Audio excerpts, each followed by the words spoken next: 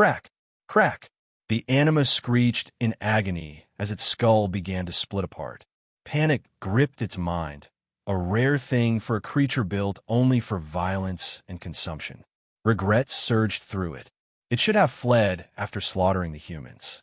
It should have taken the corpses and vanished. But no, greed held it back. It had heard footsteps echoing through the tunnel. More food, it thought. An easy feast. Now it was dying. Screech. Slam. Mark's boot came crashing down, crushing the anima's head with a sickening squelch. Backslash. User has killed 1 low-level calamity class. Plus 100 skill points. Heavy checkmark 20 low-level disaster class. 2020. Heavy checkmark 10 high-level disaster class. 10 out of 10. Heavy multiplication X 5 low-level calamity class. 4/5. Heavy multiplication X 1 high-level calamity class. 0 to 1. Mark spared the twitching corpse only a glance. He wiped the remains from his boot on the ground and turned toward Greg. You good? I can't fucking move. Greg lay sprawled on the cave floor, one hand pressed weakly to his stomach, legs awkwardly splayed. He grunted as he tried to shift, but his muscles refused to respond. He managed to lift his head barely a centimeter before it dropped back with a dull thud. Fuck.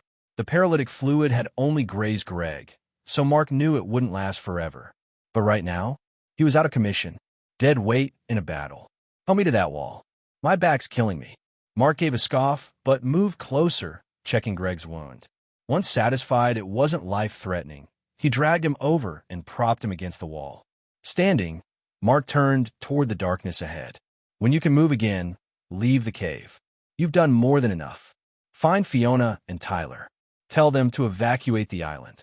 I'll find my friend on my own way back. Greg called out as Mark began to walk away. If you find anyone alive in there, please save them. I know I'm asking too much, but one man to another, please. Mark didn't stop walking, but his voice echoed back through the tunnel. No problem. Mark didn't mind helping people. Sure, he fought because he loved the adrenaline, the raw thrill of combat. But saving lives along the way gave it all a sense of purpose. One kill to save hundreds? That was a good trade in his book. But he wasn't naive. He understood that sometimes you can't save everyone. Sometimes letting people die was the only way forward. Brutal.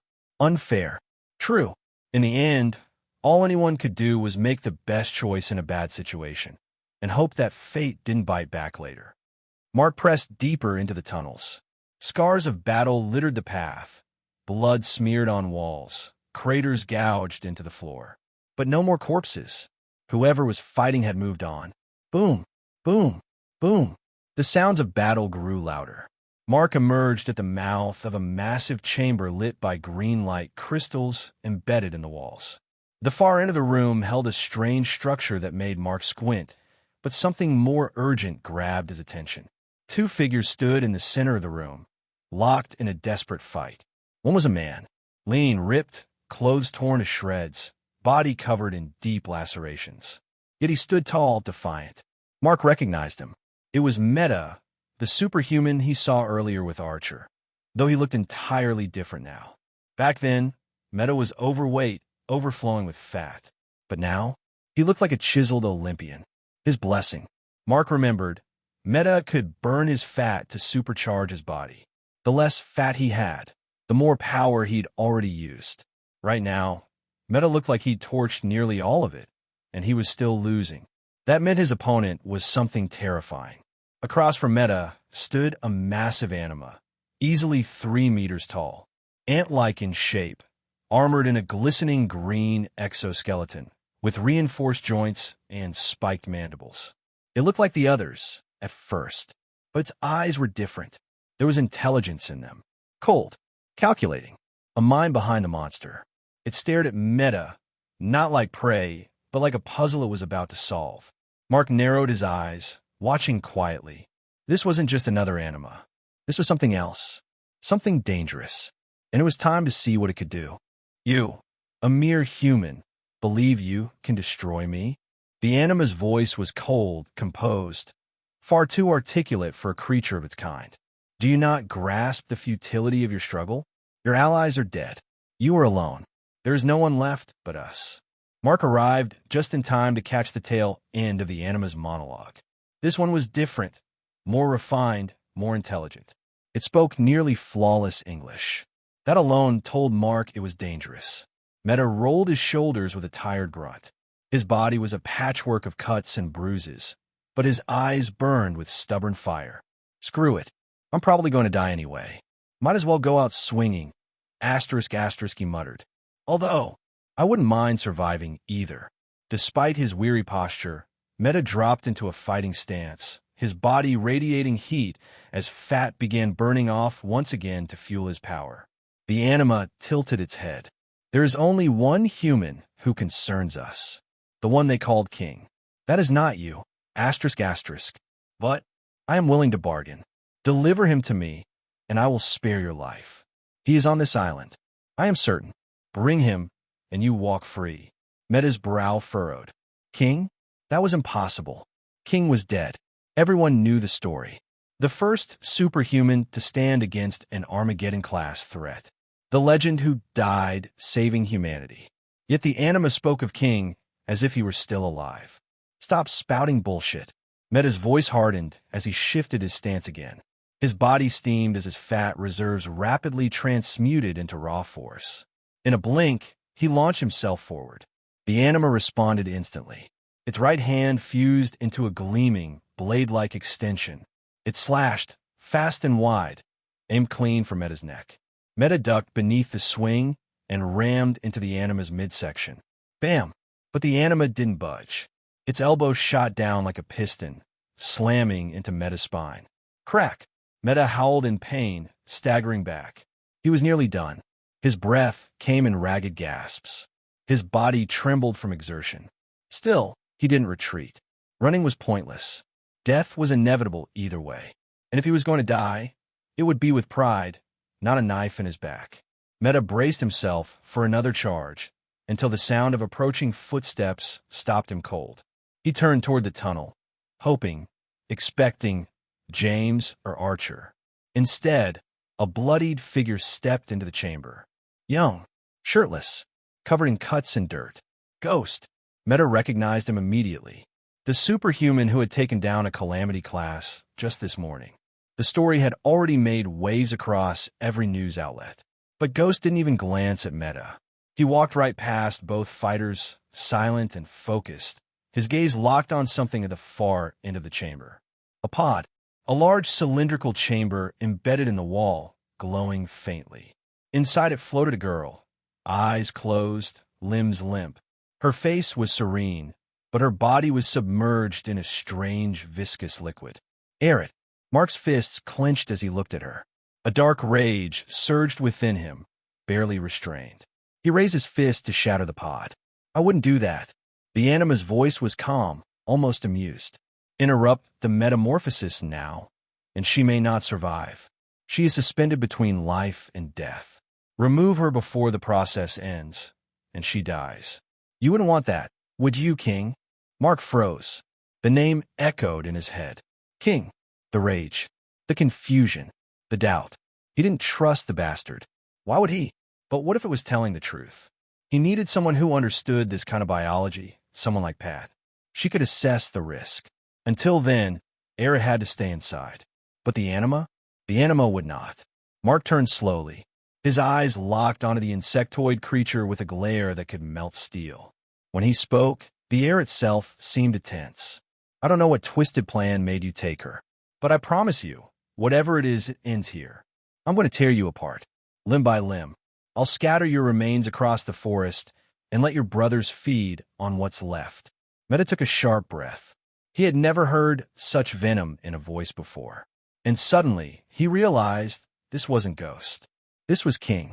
Hey, welcome to Firescale Audiobooks. If you enjoy our audiobooks, please consider subscribing to the channel. Also, feel free to share your review in the comments section below. The ant anima began to laugh loudly as it heard what Mark said. I know what happened to you, King. You lost your power after the fight against the Animal Lord. You became weak, and you were scared. That is why you went into hiding. You are no longer the human king that we fear. I shall harvest you and use your power to feed my queen. You shall serve as the life force that produces the next Anima Lord. The Anima Lord is what the Anima call the Armageddon-class Anima. The Anima all feared King for a long time after the fight against the Armageddon. They witnessed his power and realized that he was too dangerous for any of them to stand a chance against him. If he could kill one of their lords, then what chance would they have? But they slowly lost that feeling of fear as they no longer saw King fighting on the front lines. They realized that King would not show his face no matter how many humans they killed or ate, so the memory of what he was capable of collectively meandered back into something mythical for them.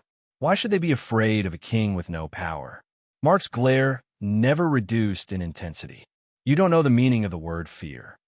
Does user wish to send points to the selected skill? Yes/no. User has added 40 points to Blunt Force Trauma. Current rank, E rank, 2 out of 200. Probability of landing a critical attack, plus 5% for every successful consecutive hit. Probability of landing a divergent attack, plus 0.1% for every successful consecutive hit.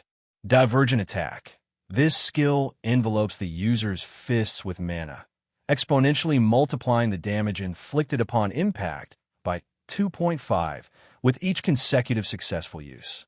User has added 60 skill points to Mana Circulation. Current Mana Circulation, E rank, 60 out of 200. Stat improvements due to application of mana. Strength, plus 12%. Stamina, plus 12%. Agility, plus 10%. User has added 160 stat points to Strength. Strength, 980 plus 98 plus 118.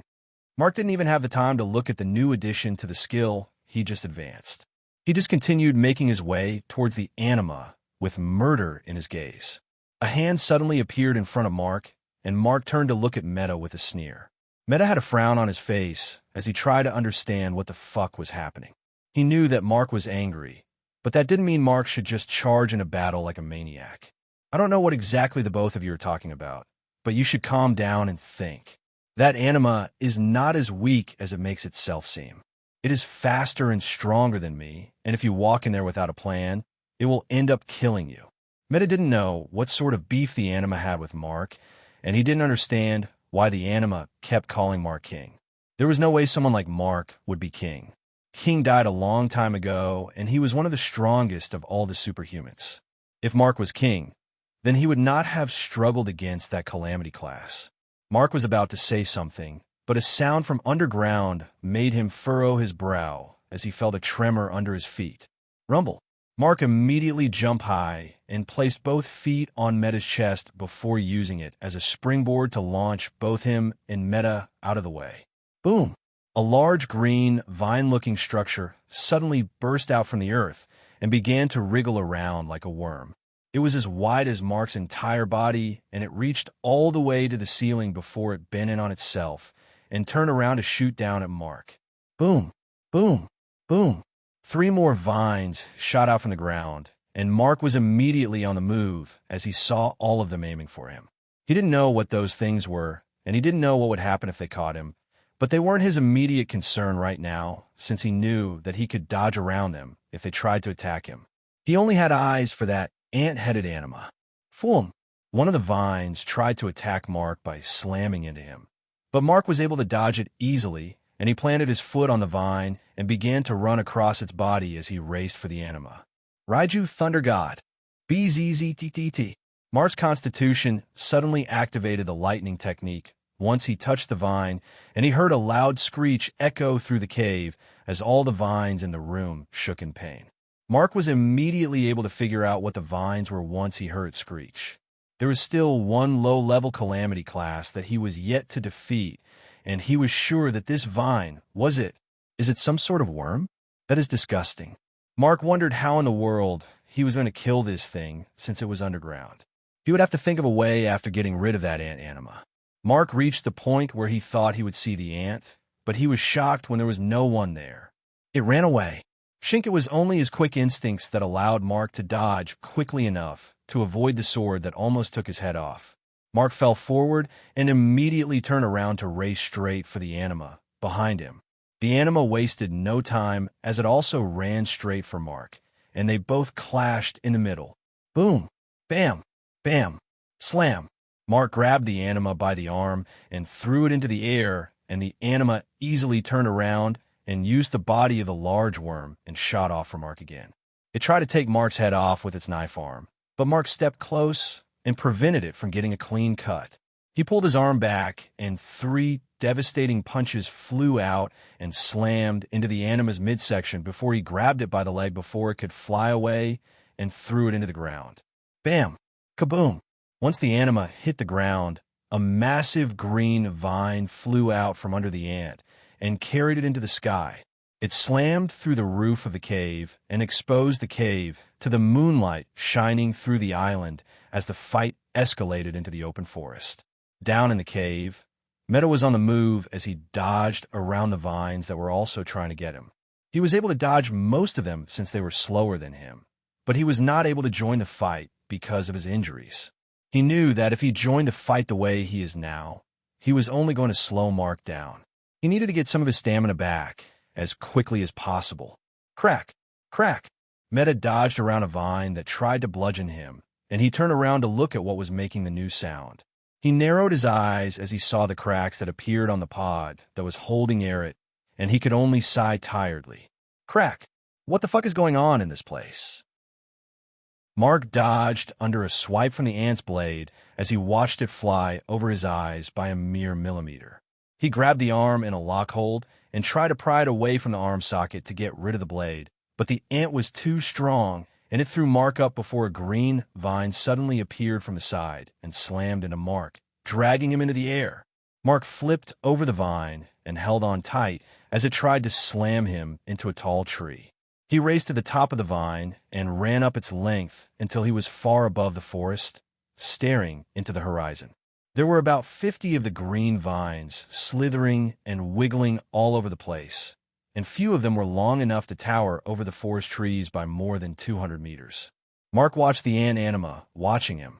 They both ran across the vines without ever letting the other out of their sight, and Mark crouched on the vine and used it as a springboard to launch himself toward where the ant was. Foom! Mark flipped in the air and released a loud shout as he used his heel to slam into the spot where the ant anima had been standing. The ant anima easily dodged around the attack, but the attack was so strong that it immediately tore through the vine and split it in two. Mark didn't stop. He grabbed hold of the torn vine and used it as a whip to try and slam into the ant. Shink! The ant immediately cut through the vine with its blade and got rid of the pieces. But Mark was able to take advantage of that brief moment when it couldn't see him dash over to its side. Mark bent and swung upwards into the space below the anima's rib. Roar! Boom! A massive punch to the kidney would have been enough to render any human incapable of standing. But the ant anima was able to tank the punch from Mark like a pro as it was sent flying through the air. It slammed into another vine and screeched in anger as it glared at Mark. Mark knew that the ant was stronger than him. From a small skirmish that they just had, Mark had sensed that there was no way he could win against a monster if this was a contest of strength. But what it had in strength, it severely lacked in speed. The ant anima was not fast enough to stop Mark if Mark went at full speed, and it had a slower reaction time than Mark. That meant that there was still a high chance that Mark could win if he managed to deliver enough punches in quick succession before the anima could react. Boom! The anima immediately shot straight for Mark again, and Mark took in a deep breath as he prepared himself. He crouched over and dashed out of the way just before the ant slammed into the spot where he had been standing. Mark slid down the vine he had been standing on and dodged to the side as another vine almost slammed into him. He landed on the forest floor and ran through the trees for a few minutes before grabbing hold of a branch and breaking it off its tree as he passed it. Mark turned around and threw the branch, gaining a smile when he saw that the branch hit the ant on the face. Mark changed direction faster than the ant could follow, and he dashed straight for the ant. By the time the ant managed to get its sight back, Mark was already in position once more, and there was nothing it could do as he pulled back his fist. Boom! Critical hit. Another strike to the same spot immediately sent the ant flying through the air as it screeched in pain. The first hit was enough to soften that area up, and now that Mark managed to get a critical strike on that same spot, it was impossible for the ant not to feel it. Boom! Mark immediately dashed forward as a new vine shot out of the ground and began to chase after him. He raced up another one of the vines quickly and made his way higher up to avoid the vine chasing him. The vine he was standing on began to wriggle around to throw Mark off, but he was able to get a hold of it before he looked around to see where the ant flew off to. It was probably hiding somewhere to get its bearing back after that punch. Mark knew that there was no way that the anima would stay down for long. The anima was far more durable than that. Mark narrowed his eyes as he glanced around quickly while keeping a lookout for the vines that were wriggling about and trying to get him as well. He only needed to drop his guard for a moment, and he would be killed by either one of the two monsters. Shink! The ant anima suddenly appeared from behind a large vine, raising its blade high in the air. It was right behind Mark, and Mark was not able to turn around quickly enough to stop it from slashing him with its blade. But Mark was smart enough to immediately drop forward once he felt something coming from behind him, and it was only because of this that Mark didn't get decapitated by the blade. The blade cut a long line across the back of Mark's shoulders, and he could feel a stinging sensation there that told him that the cut was very deep. But that didn't matter to him. The wound wasn't so bad that it would prevent him from moving, and that meant he didn't have to worry about it. Boom! Mark shot off for the anima once more, and the anima's face twisted in irritation and anger as it noticed that Mark was not showing any sign of slowing down at all. What sort of human is this? They had been fighting for the better part of 10 minutes already, and yet Mark was still charging forward like his energy was limitless. The anima always planned to end this fight quickly so that it could put Mark into the pod that the queen would grow from, but it never knew that Mark would be this strong. Mark was much stronger than what the scouts reported, and with the way things were going, there was actually a likelihood that it would lose. Just die, human. Boom! The anima charged for Mark again, and they both slammed into each other in the air. Mark knew that he couldn't win in a battle of strength against the anima, so he used his hands to redirect the anima's punch to the side and moved faster to grab its arm. Roar! Mark flung the anima to the ground, and it slammed into the forest floor, creating a deep crater. Boom! A massive shock wave echoed across the island, making the entire landmass shake as waves smashed against the island shores. The anima rushed to its feet as the dust cleared, but before it could get back into the air, Mark was already with it on the ground. The anima's eyes widened as it saw Mark crouched with his arm drawn back. The anima immediately shifted all of its attention to the area Mark punched before as it increased the defenses around that area. It knew that Mark wanted to damage the same spot over and over again, and it was going to use this advantage to gain the upper hand in this fight. Once Mark attacks, he would be shocked to see that the area is heavily defended, and it would counterattack before Mark can regain his bearings. But the anima had no idea that this was exactly what Mark wanted it to do. Mark hit the same spot over and over again to make it think that he was trying to weaken that spot. That way, when Mark changes his mode of attack, it would be too sudden and the anima would be caught unawares. And the fool fell for it, hook, line, and sinker. Mark pulled his hand back before it could connect with the ant side, and he redirected the attack to its defenseless, unprotected shoulder. Boom! Critical hit. Squelch! The sound of bone breaking and skin tearing was like music to Mark's ears as he saw the anima's bladed arm fly away from it and disappear into the forest below. The anima held its arm in pain as it screeched and stumbled back, and Mark wasted no time as he followed after the anima and released a flurry of punches relentlessly. Boom! Boom! Critical hit! Boom! Critical hit! Boom! Boom! Mark grabbed the anima by the head and brought his knee up to slam it into its face. Blood sprayed through the air as the anima's nose broke. Mark grasped the anima's arm and swung it around before slamming it into the ground to create a new crater. He then placed his foot on its body and used all of his strength at once to drag the arm out of the socket. Squelch! Screech!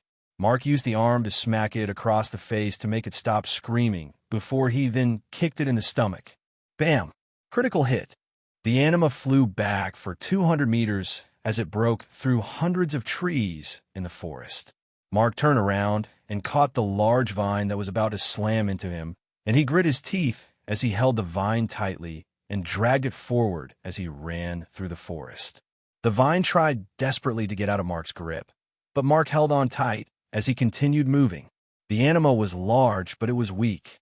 In a tug-of-war between it and Mark was always going to win. Mark felt a great amount of resistance holding the anima back, and he realized that it was almost out from the ground. Mark quickly used all of his strength and wrapped the end of the vine around a tree before he pulled. Crumble, crumble, crumble.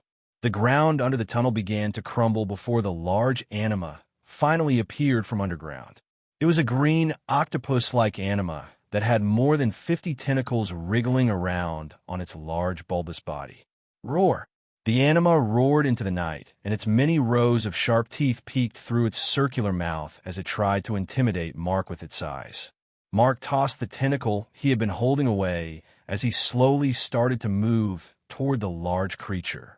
His eyes were narrowed into an angry glare as he quickly increased his speed until he was moving faster than a racing car, and he jumped high into the air with his arm pulled back. Roar! Shut the fuck up! Kaboom! Critical hit. It couldn't die here. Not like this. Not yet. The anima was crawling forward pitifully as it tried its hardest to get back to its feet. Both of its arms were only stumps now, and there was a long trail of blood behind it to show that it already crawled a long way. It never thought that Mark would be this strong. How was Mark able to develop this quickly in only that short time? When the scouts came back, they told it that Mark struggled against disaster classes, and he couldn't win against a calamity class. So what the hell is this? The anima was making its way towards the crater once more. It had to awaken the queen and get her to help him. Even if they didn't use Mark to make the queen any stronger, the queen already ate a lot of superhumans and animals, and she would have enough strength to defeat Mark if they fought together. It was better to kill Mark and then find a way to use him later than for it to die here. Step, step, step. Footsteps echoed from behind the anima, and the anima froze once it heard it. It immediately shuffled up to a seating position to try and get a look at what was behind it, and it almost had a heart attack on the spot as it saw a blood-covered Mark stalking towards it like a demon. Mark used one hand to clean the blood that stained his face before he spat a wad of his own blood out to the side. He never allowed his gaze to reduce in intensity as he made his way towards the anima. No, no. Stay away. Stay away from me. You monster. You are weak. You are beneath me. Stay away. The ant began to shuffle back again, and it tried to get to its feet to run, but it couldn't get to its feet quickly enough, and it fell down on its stomach like a worm. It quickly tried to crawl away from Mark, but a hand grabbed it by the antennae and dragged it to its feet. Its legs dangled over the ground as Mark carried it into the air easily. I've been facing monsters for 4 straight years, and you're the first one to piss me off this much. You think you've won? There are monsters beyond your wildest imagination coming. Monsters that will make you quake in your boots and cry. My queen will avenge me. She will avenge me. My death will not be in vain. Squelch. Mark's hand shot out from the anima's chest, and blood sprayed everywhere as the anima immediately slumped in Mark's arm. Mark brought his hand out and flicked the blood to the side to get rid of it. He narrowed his eyes at the anima and wondered what the hell it meant by its queen would avenge it. User has killed 1 low-level calamity class plus 100 stat points. User has killed 1 high-level calamity class plus 100 stat points plus 100 skill points. Mark shook his head and got rid of that thought. It didn't matter to him. He just needed to get Aerith and get out of here. Mark quickly ran back towards the underground tunnel. He jumped down the tunnel and looked towards where the pod was lying, and his brow furrowed. It was empty. Gurgle, what the fuck are you? The sound of someone's voice immediately made Mark move again, and he turned around quickly to see who it was. There was someone hiding in the shadows. It had a feminine body, and from the looks of it, she wasn't wearing anything to cover up her nakedness. She slowly came into the light of the moon shining from the ceiling, and Mark narrowed his eyes and grit his teeth once he got a look at her. Ufufu, what do we have here? Another superhuman? How fitting that you would come to sacrifice yourself to the queen. The creature that showed itself was completely naked. It had both Aerith's body and her face, but that was where the similarities ended. Its skin was purple, and large oval wings were protruding out from its shoulder blade. Two antennae on its forehead spiraled around its temple like a crown. Its claws were sharpened to points, and there was a devilish smile on its face that showed sharp fangs peeking through. In one of its hands, it held the limp body of Meta in a vice grip. Mark would have tried to get Meta out of its hold, but Mark could tell that Meta was already dead. The creature's claws were digging deep into Meta's neck, and Meta had literally choked on his own blood as he died. That was not a good way to go. Aerith, Mark immediately called out to the creature while taking a calm step forward. The queen tilted her head to one side once Mark mentioned that name. Mark could see a flash of recognition in the queen's eyes, but that flash of recognition immediately disappeared, and it was replaced with a look of irritation and bloodthirsty desire. Aerith, the girl whose form I took. How fitting that her lover would come to retrieve her. I should thank her. This body, it is truly the perfect vessel for my ascensions. I could not have picked a better body myself if I had the choice. Very fitting indeed. Although, I wonder where all of my subjects are. Tell me, are you the one that killed all of my underlings before I could even meet them? Mark ignored all of the things that the queen said as he took another step forward. Aerith, talk to me. Are you still in there? Another flash of recognition passed through the creature's gaze before it narrowed its eyes again and tossed Meta to the side like trash. Are you trying to mock me, human? Do you believe you can call forth your lover and erase me? I am the queen of the anima, and I will not stand this disrespect. I will end your paltry existence. I will kill all of you humans as reparation for the death of my people. I will kill and kill and kill until there is nothing left to kill. Boom!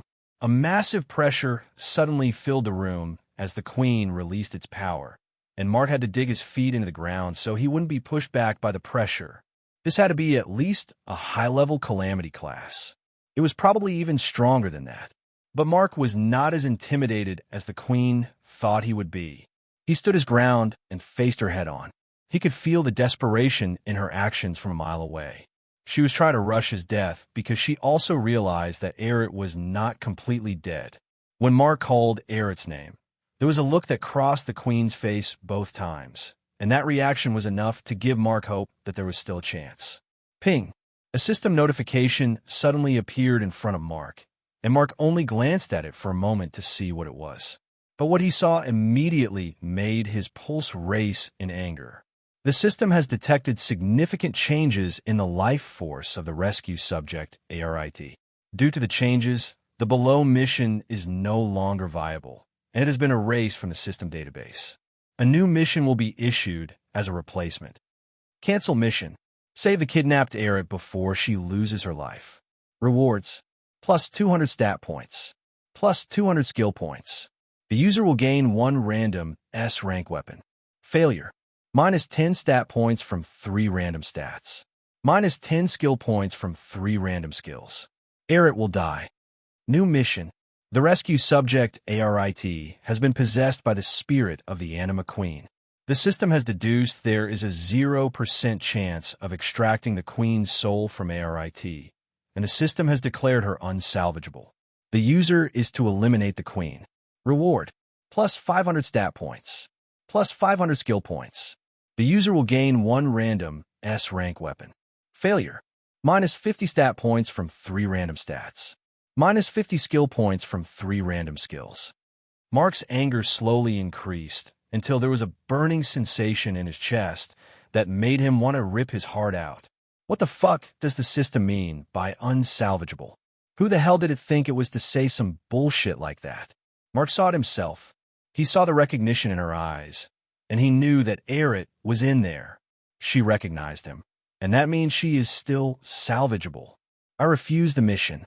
There was a beat of silence in the cave before another ping echoed from the side of Mark's vision as a new message appeared from the system. What?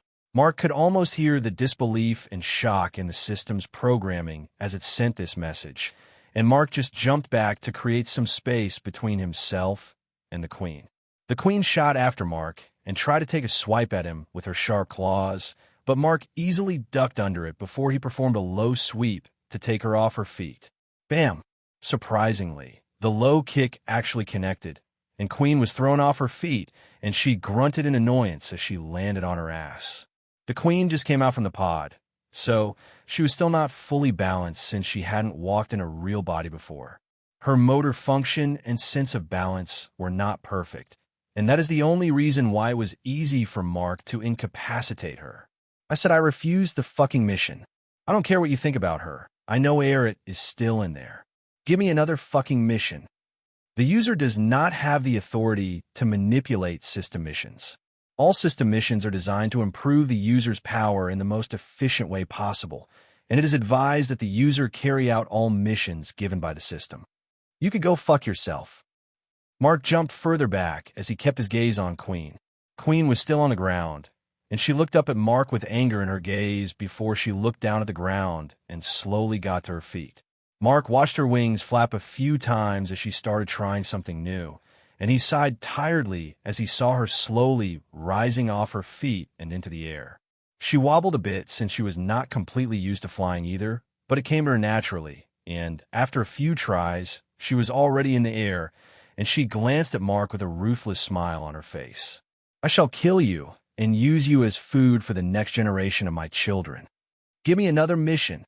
The user does not have the authority to manipulate the system missions. The user is advised to carry out the mission. Sozin, come down here, you useless dash. I really don't think I deserve that much insult. I didn't even do anything. I really don't think I deserve that much insult. I didn't even do anything yet.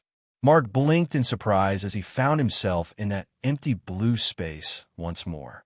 He looked around and saw that they were standing over City C in the same spot that Mark was in before. Sozin was floating in the air in front of Mark with his hands behind his head and his legs crossed. Mark didn't know if Sozin would answer if he called him calmly, so he knew he had to resort to more extreme measures to get through to him. Sozin, thanks for answering. Mark was happy that he was able to get through to Sozin so quickly. Sozin told Mark that he could call on him anytime, but Mark didn't think that Sozin would answer this quickly. Mark noticed that Sozin still had that playful smile on his face and wondered what sort of nonsense was going through the god of games' mind this time. You really have no faith in me, Mark. I was just happy about how far you've come.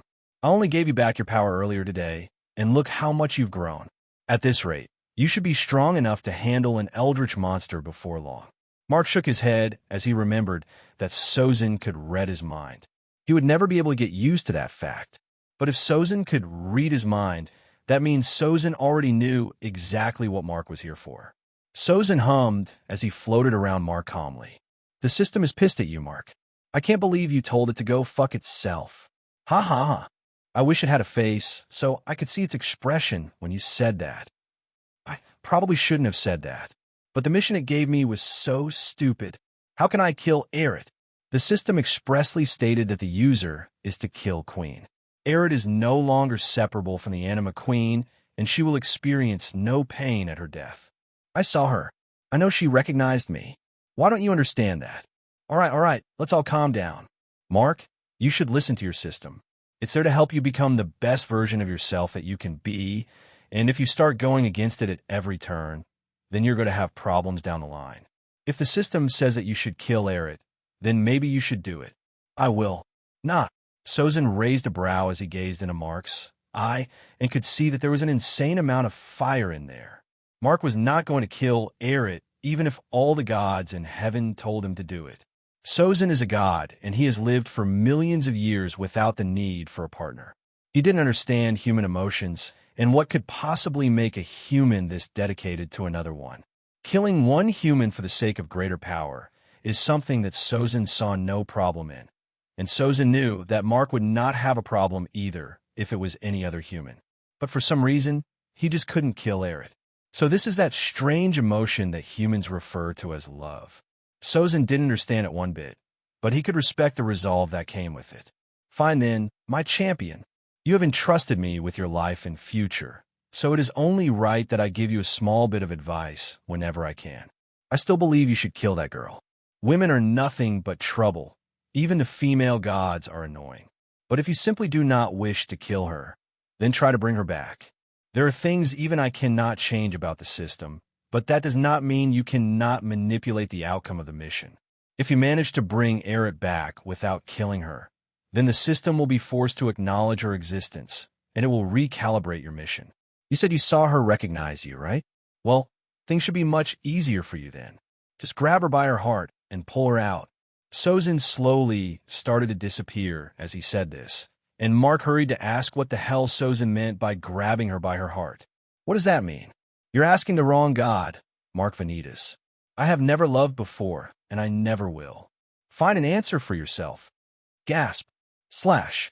Mark came back to reality in the middle of the fight and saw the queen's claws right in front of his face as she tried to slash his neck. Mark immediately jumped back to avoid the claws, and he crouched down to keep his eyes on her. The mission from his system was still there, but Mark ignored it and focused on the queen. What the hell does Sozin mean by grab her by the heart? Mark wondered about this as he avoided another slash. Mark could feel his body slowing down, and he quickly took all of his stat points and threw them into his agility and durability. Does the user wish to add points to the selected stats? Yes/no.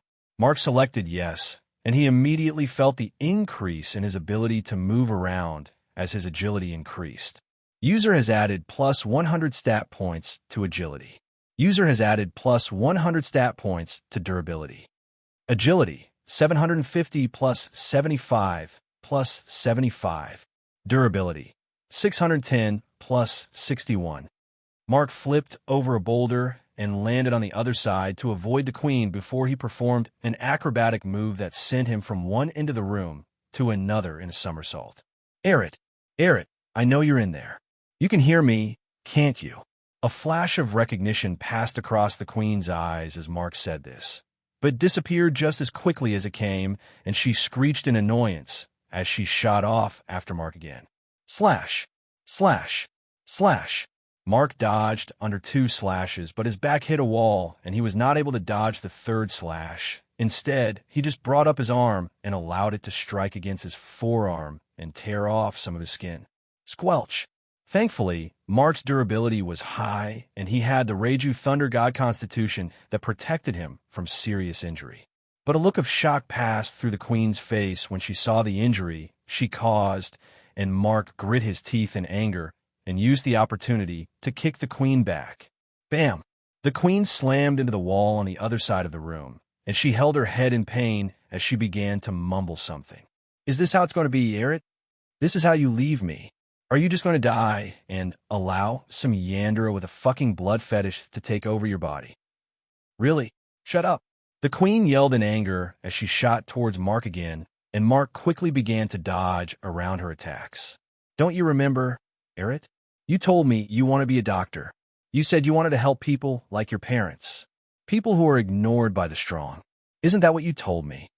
Is this how you're going to fucking help people? You're not going to help anyone like this. You fucking idiot. She's going to use your body to kill anyone she wants. Another look flashed across the queen's face as Mark said all this, but her attacks never stopped coming. Instead, they increased in intensity. Her claws were flashing in the moonlight as she tried her hardest to completely shred Mark to pieces. There was only one thought passing through her mind as she tried her hardest to end Mark.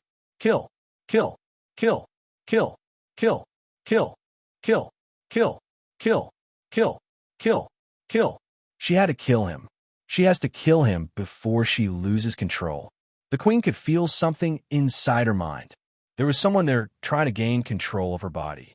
She had to kill this annoying human before she loses this body. Stop. Kill. Kill. Kill. Kill. Kill. No. Don't kill him. Don't kill Mark. Mark? Kill Mark. Kill Mark. Kill Mark. Kill Mark. Stop. Mark had managed to dodge most of the attacks from the queen, but he was not able to come out unscathed from her attacks, as there were numerous slashes and cuts on his body. They weren't deep because of how durable he was, but that didn't mean he wasn't losing blood. He was bleeding from many of the cuts on his body, but that didn't matter to him. He could see something changing in the queen. Her eyes were constantly flashing, and it was obvious that there was an internal battle going on. Mark was sure that Aerith was in there. A wicked grin stretched across Mark's face. Come on, Aerith. Don't you dare lose to something like this. You still haven't given me that damn lap pillow you promised me. I haven't even touched your boobs yet. The queen screeched louder as she immediately tried to slash through Mark's neck, but Mark stepped into her space and immediately grabbed her in a bear hug that trapped one of her hands on her body. She immediately started to slash across Mark's back with her other hand. Kill Mark. Kill Mark. Kill Mark. Kill Mark. No, don't kill Mark. For Mark. Mark is everything. Kill. Kill. Kill for Mark. Kill for Mark. Kill for Mark. Kill for Mark. Kill for... Mark smiled as he noticed that the queen was no longer struggling in his grip. She slowly calmed down, and he no longer felt her claws digging into his back. Her wings and antennae slowly began to deteriorate and shrink until they disappeared, and her skin changed from purple to Aerith's fair white skin. And Mark, sniff, I'm sorry, Mark. I'm sorry. Wah. Aerith's voice echoed through the cave as she started to cry desperately, and Mark just breathed out a sigh of relief as he held her tighter. It's fine, Aerith. We're fine now. Ping. Hidden mission accomplished. The queen and Aerith were fused together in a metamorphosis process, and the chances of separating them were near zero. The user managed to accomplish an impossible feat and successfully gave control back to Aerith. Rewards. Plus 500 stat points. Plus 500 skill points. User has unlocked a new skill tree. True Sight. True Sight. This skill grants the user the ability to perceive the stats and skills of others, offering insight into their capabilities with a single glance. Current True Sight. F rank, 1 out of 100. User has unlocked a new title. He Who Defies Destiny. He Who Defies Destiny. Plus 10% increase in all stats for every ally fighting alongside the user. Allies gain a 20% boost to all stats when they fight alongside the user. Mission completed. User has successfully eliminated the queen and given control back to Aerith. Reward. Plus 500 stat points. Plus 500 skill points. The user has gained the S-rank weapon, Gloves of the Thunder God. Gloves of the Thunder God. A set of black gloves that once belonged to the god of thunder, lightning, and the storm, Zeus, but were stolen and hidden by the god of games, Sozin, as a prank 7,000 years ago. While the gloves are in use, all lightning-based anima and superhumans blessed by Zeus will feel great animosity towards the user. Effects. Plus 30% increase in strength. Plus 30% increase in agility. Grants the user the lightning-based skills, Lightning Surge. Lightning Surge. This skill enables the user to channel a formidable wave of lightning, measuring up to 100 gigajoules through their gloves, unleashing devastating power upon their adversaries. Mark read through all of the new messages from his system, and he was shocked when he saw that there was a hidden mission that he successfully completed. This system was lying to him before. It knew that Aerith could be separated, but it didn't want to tell him about it, because it was a hidden mission that he had to complete on his own. Mark was pissed at the system, but he just took a deep breath and sighed to release all that anger at once. He didn't need to be angry, since everything worked out for the better. Mark would not have killed Aerith no matter what. If this didn't work, then he would have captured her and just taken her with him back to the city like this. He would have found another way to get her back to normal, even if it took him years to do it. I'm sorry. I'm sorry. Aerith was holding on to Mark tightly as she continued to apologize, and Mark wondered what the hell she was apologizing for. If anything, he was the one who needed to apologize for getting her mixed up in all this. It was only because they wanted to get to him that they took Aerith and did all this to her. If they weren't after him, then Aerith would have been fine. Mark quickly activated his new skill, True Sight, to get a look at Aerith's stats and skills, and he was not surprised when he saw that her race was affected by the metamorphosis. She was no longer a human now, and it was showing that she was a hybrid. But the thing that really surprised him was her rank. He knew that Aerith would be strong, but he didn't think that she would be this strong. Name, Aerith Claiborne. Race, Human Anima Hybrid. Title, Queen. Rank S. Potential. Skill. Description. Affiliation, Chaotic Neutral. Her rank was at S, and Mark narrowed his eyes as he saw the title that the system gave her. The title of Queen was highlighted, but Mark had no idea if it would have any effects on Aerith or not. Mark knew that the Queen was not dead. All he did was bring Aerith back to the surface, so the Queen could come back at any time and try to take over Aerith's mind again. But the thing that really got his attention was the last stat on her tab. Her affiliation was chaotic neutral, and Mark didn't know how to feel about that. This single tab showed that there were still residual effects from Queen that were affecting Aerith. Mark then opened his own system tab to get a look at it. Superhuman System. Name, Mark Vanitas. Race, human. Title, He Who Perseveres Through Hell. Plus 10% increase to all stats. He Who Defies Destiny. Rank, a 2380/3000. Affiliation, True Neutral. Unused stat points, 1,000. Unused skill points, 1,000. Strength, 980 plus 98 plus 118. Stamina, 650 plus 65 plus 78. Agility, 750 plus 75 plus 75. Durability, 610 plus 61. Mana, 420 plus 42. System stats are greatly unbalanced, and the user is advised to improve the lacking stat to ensure proper growth. Artifacts. Gloves of the Thunder God S. Skill Tree. Full Body Constitution. This is a unique skill tree enabling the user to systematically enhance and fortify every aspect of their physical form, elevating strength and resilience to unprecedented levels. Current full body constitution. Reiju Thunder God. 0 out of 200. Reiju Thunder God. This constitution skill enhances the user's entire body, imbuing them with the electrifying power of a Thunder God, granting heightened speed, strength, and the ability to manipulate and discharge electricity in combat. Effects. Full body augmentation x20. Stunner. Enemies one rank below the user will receive an automatic 2-second stun effect upon first contact with the user. Mana Circulation. Mana Circulation is a skill enabling the user to enhance the efficiency of mana distribution throughout their body, optimizing energy flow for heightened senses and greater strength. Current Mana Circulation. E rank 60 out of 200. Stat improvements due to application of mana. Strength, plus 12%. Stamina, plus 12%. Agility, plus 10%. Taunting. This skill lures enemies with a lower rank towards the user, diverting their attention from all distractions and encouraging aggressive engagement. Current taunting variation. Call of the Night Wolves, F rank, 1 out of 100. Probability of successful taunting based on level, 20%. Blunt Force Trauma. This skill heightens the probability of landing a critical hit as the user delivers consecutive successful punches to the enemy, harnessing the cumulative impact for devastating effectiveness. Critical attacks deal plus 100% extra damage to the enemy. Current rank, E rank, 2 out of 200. Probability of landing a critical attack, plus 5% for every successful consecutive hit. Probability of landing a divergent attack, x 2.5 exponent per attack, plus 0.1% for every successful consecutive hit. True Sight.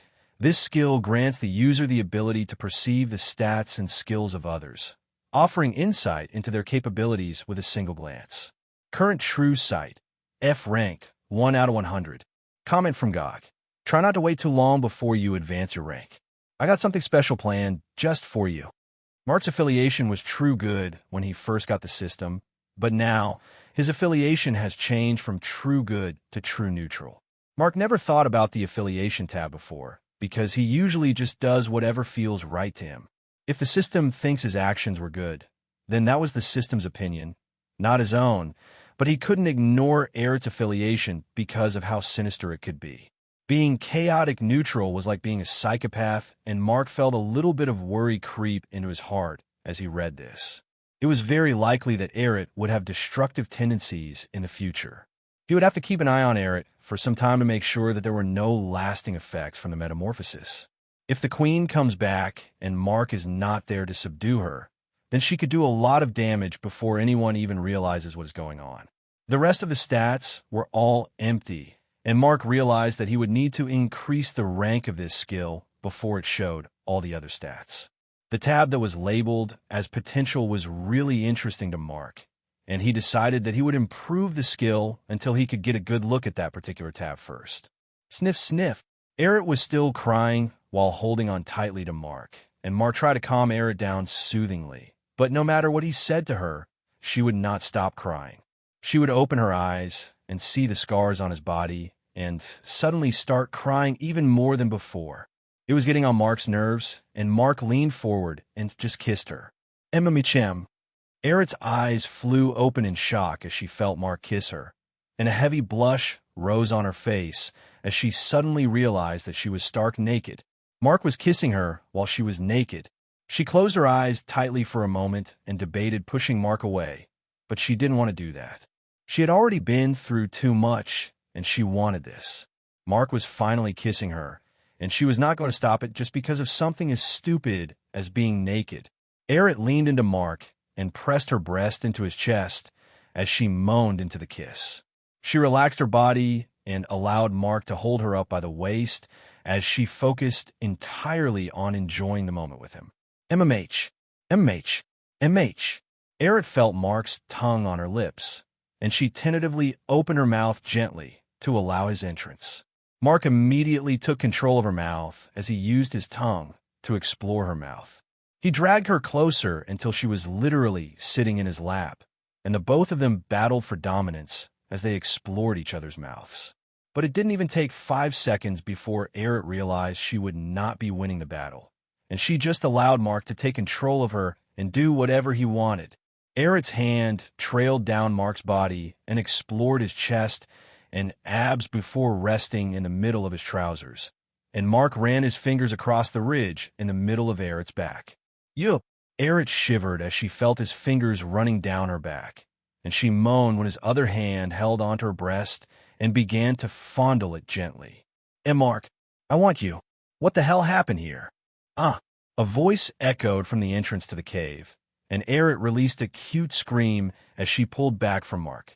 But she screamed again when she realized that she was as naked as the day she was born and hugged Mark tightly, using his body as a shield to hide herself. The voice that they heard coming into the cave was male, and Eret had no intention of exposing her body to some random person. Mark held Eret gently as she hugged him, and he sighed as he turned to glare at the person coming into the cave. Greg walked in with a small limp in his step as he glanced around in awe and fear. The entire cave was destroyed, and Greg couldn't even begin to imagine the scale of battle that just occurred in this place. Greg had been feeling the tremors echoing through the tunnels all this while, but he had no idea that the battle was this intense. Greg turned to look at Mark, and he immediately took a step back as he saw the position that Mark was in. A naked girl was hugging Mark tightly, and even if Greg was half blind, he would still be able to see that the girl had some amazing proportions. She was hugging Mark tightly with her back facing him, so he couldn't see her face or breasts, but he could see how her wide hips curved out from her thin waist and how her large breasts were visible from her sides. It was almost as if her breasts were so large that they couldn't fit in the space between the two of them properly. Even without seeing her face, Greg just knew that this would be a beautiful girl unlike any other. This is a goddess. And why the heck was Mark glaring at him like that? Mark, what happened here? Greg nervously spoke up as he tried to understand what happened. He hoped that Mark would relax his glare, but Mark's glare only increased in intensity as he spoke up in a threatening tone. Give me your clothes. What? Did I stutter? Your clothes. Take them off. Don't make me repeat myself. Someone outside looking at the current scene would think that Mark was mugging Greg at gunpoint. Greg swallowed nervously as he felt immense pressure coming from Mark. He knew that Mark was not joking at that moment, and he slowly started to take his clothes off.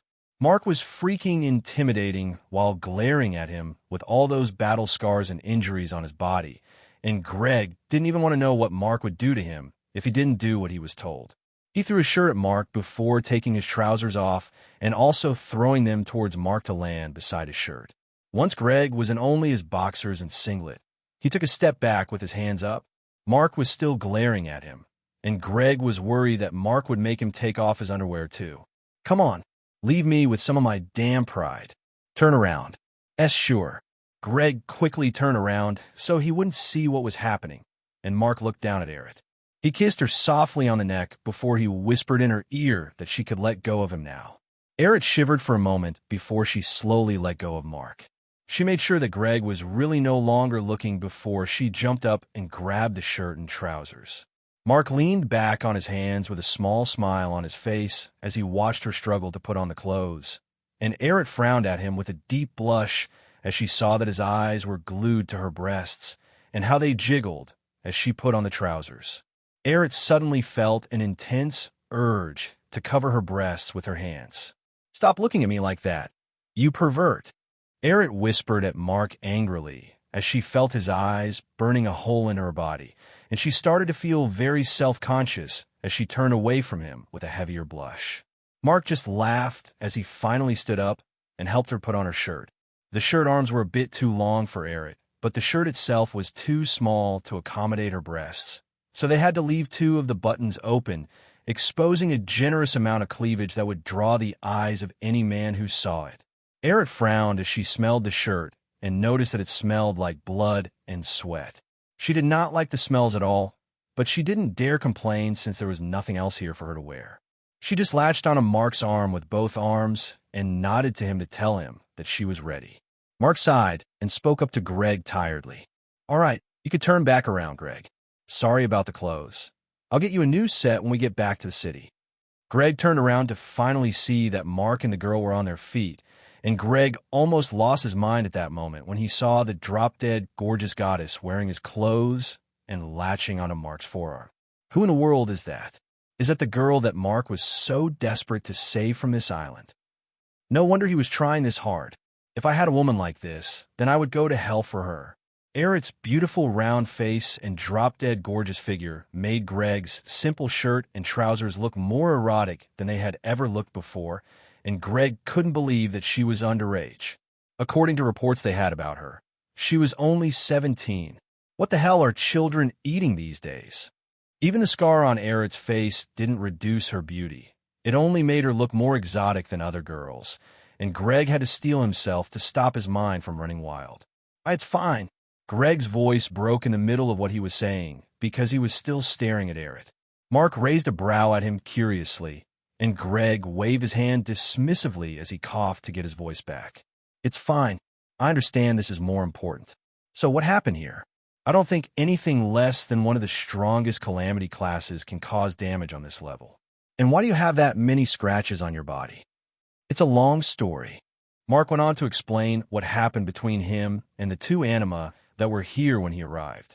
But he didn't tell Greg exactly what happened because he knew that they had to hide Erit's involvement no matter what. The first thing he changed was the story about how Meta died. Erit killed Meta, but Mark told Greg that Meta was already dead when he came here to see the Calamity class. That way, Greg wouldn't have too many questions about how Meta died, and Mark wouldn't have to tell too many lies. When you lie too much, your stories start to make less sense. Mark also kept Erit's involvement in his injuries out of the story, and he was able to formulate a good enough response to fool Greg into thinking that everything here was caused by only the anima and Mark, without involving Erit at all. Erit held onto Mark's arm tighter as she heard him lying about what she did, and she couldn't stop the feeling of guilt that filled her at that moment. Erit knows that she caused a lot of destruction and even killed someone, but Mark was not leaving her side, and he was even lying just to protect her. Erit felt reassured that Mark really loved her, and she resolved herself to not let Mark's efforts be in vain. Kill him. He does not believe Mark's story. Kill him before he can expose Mark. Kill him for Mark. Erit tilted her head to one side as she heard a strange voice echoing inside her head. The voice sounded like a mixture of both her voice and the voice of the Anima Queen, and Eric had to struggle to make it stay silent. She could tell that she also agreed with what the voice was saying.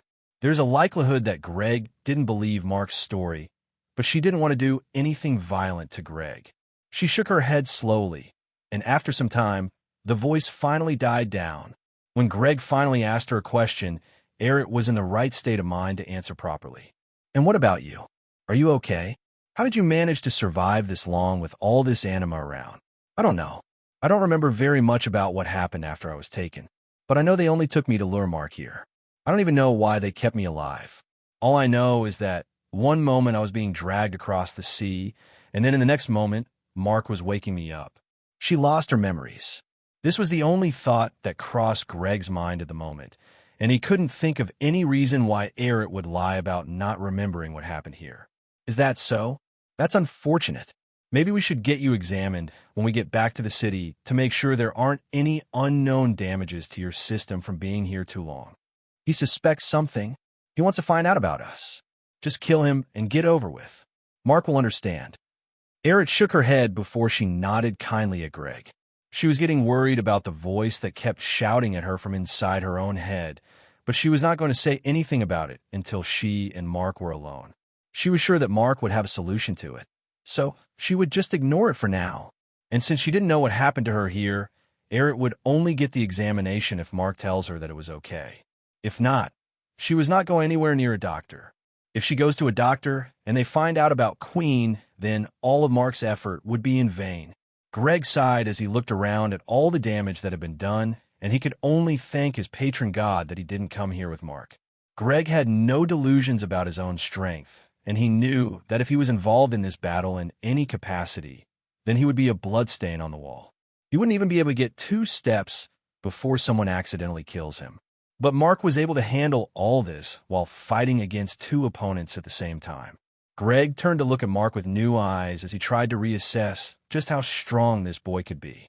Greg also watched what Mark did against the Calamity class on the news and knew that Mark was Ghost, but this and that are 2 completely different things. Wasn't Mark growing too quickly? It would be very beneficial to have someone like this in the NSA. Greg decided that he would talk to Salazar again to try and recruit Mark. If Mark goes to any guild, then that guild could automatically become the strongest in the world with how fast Mark is growing. They have to keep Mark in the NSA no matter what. "We should get out of here and get back to the city. I don't know if the NSA helicopter is still on the island."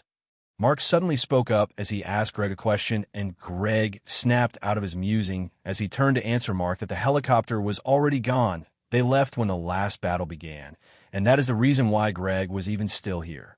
He wasn't able to get out of the tunnels quickly enough to meet up with them. Mark nodded as he reached into his pocket and got his phone to make a call. Surprisingly, even after all that battle and carnage, Mark's phone still worked relatively fine. The only damage that his phone received was a cracked screen and some dented edges. Gorilla Glass for the win. "Hey, Pat." "Sigh." "Oh, Jesus Christ, Mark. You're going to give me a heart attack one of these days. Do you know how much I've been calling you?" For the first time in his life, Mark could hear some actual worry in Pat's voice as Pat sighed in relief over the phone. Mark brought his phone down and saw that Pat left more than 50 calls since Mark left the city. Mark's phone was on silent since he didn't want the noise to distract him during battle, so he just didn't notice that Pat was calling. Was he really that worried? "How are you holding up? Do you need a medic? And what about Eric?" "Hello, Patrick. Thank you for worrying about me, but I'm fine." On the other side of the call, Pat felt his eye twitch as Eric suddenly spoke into the phone. He could hear a cheeky intonation in her voice, and he knew that she was teasing him right now. He shouldn't have even asked about her in the first place. A small smile appeared on his face for a moment before he ruthlessly killed it and frowned again when he realized what he was doing. What the hell was that? He didn't care about her, and she can jump into a volcano for all the fucks he gives. If anyone ever asks Pat why he helped Mark to save Eric, he would always say that it was because Mark asked him to do it. Mark would always be Pat's best friend, and if Mark wanted Pat's help to go to an anima-infested island to try and save his girlfriend, then Pat would help him 100 times out of 100. Pat would never agree that a small part of him even remotely cares about Eric. As far as Pat was concerned, she was an eyesore that annoys him without even trying. So the husband and wife are alive. That's good. I take it you're calling about the helicopter. Surprisingly, the driver is still alive. I'm sending you his coordinates on the island. Try to get there quickly. He sent me a message saying there's still some anima roaming the island and he can't land for longer than 10 seconds or he's going to get swarmed. Don't worry about that. Just send the coordinates. I'll take care of any stragglers that try to attack us.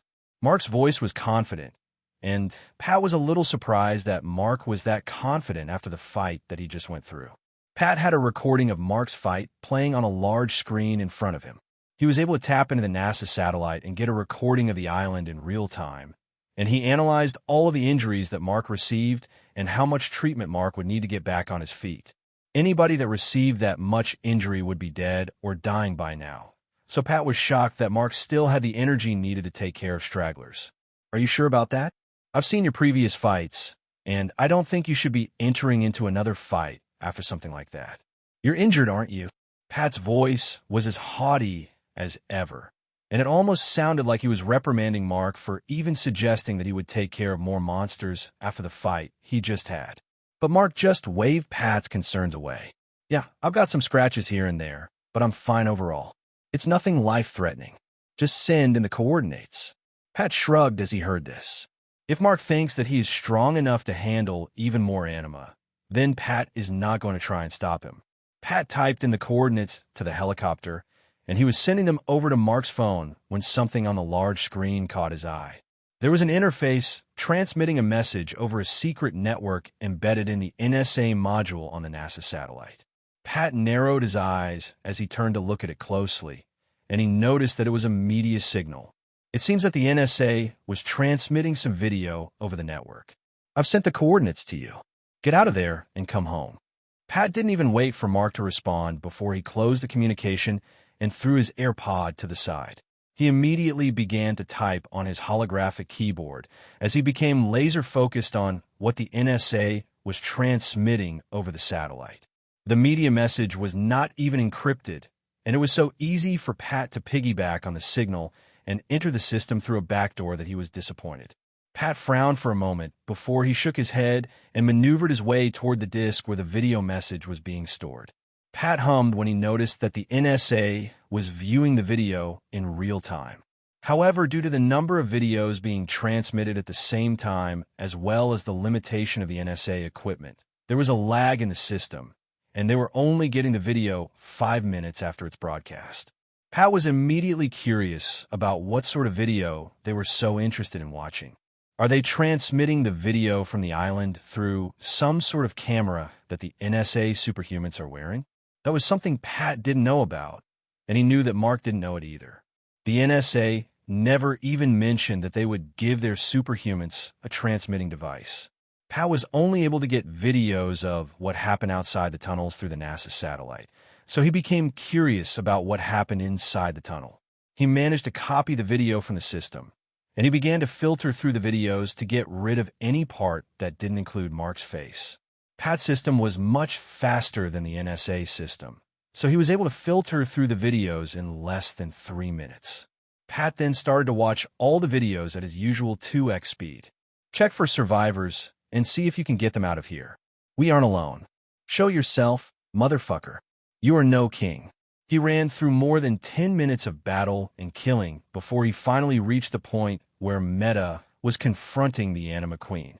Pat's eyes widened, and he slowly dropped his drink to the side as he leaned forward to get a better look at the screen. What the hell is this? Was that Erit? She looks like an anima. Meta's transmission device was a little cracked, but it still provided enough video to show the confrontation between him and the Anima Queen without interference. Pat just watched silently for some time, and he didn't even blink when he saw the Queen stab her claws into Meta's neck and kill him in cold blood. Pat was already used to seeing people die, so there was nothing new here. After the Queen killed Meta, the video went off as Meta fell. But there was still some audio, and Pat immediately slowed the video down and started to listen to the audio from that point to get a better idea of what was happening. A fofo. What do we have here? Another superhuman. Erit, can you hear me?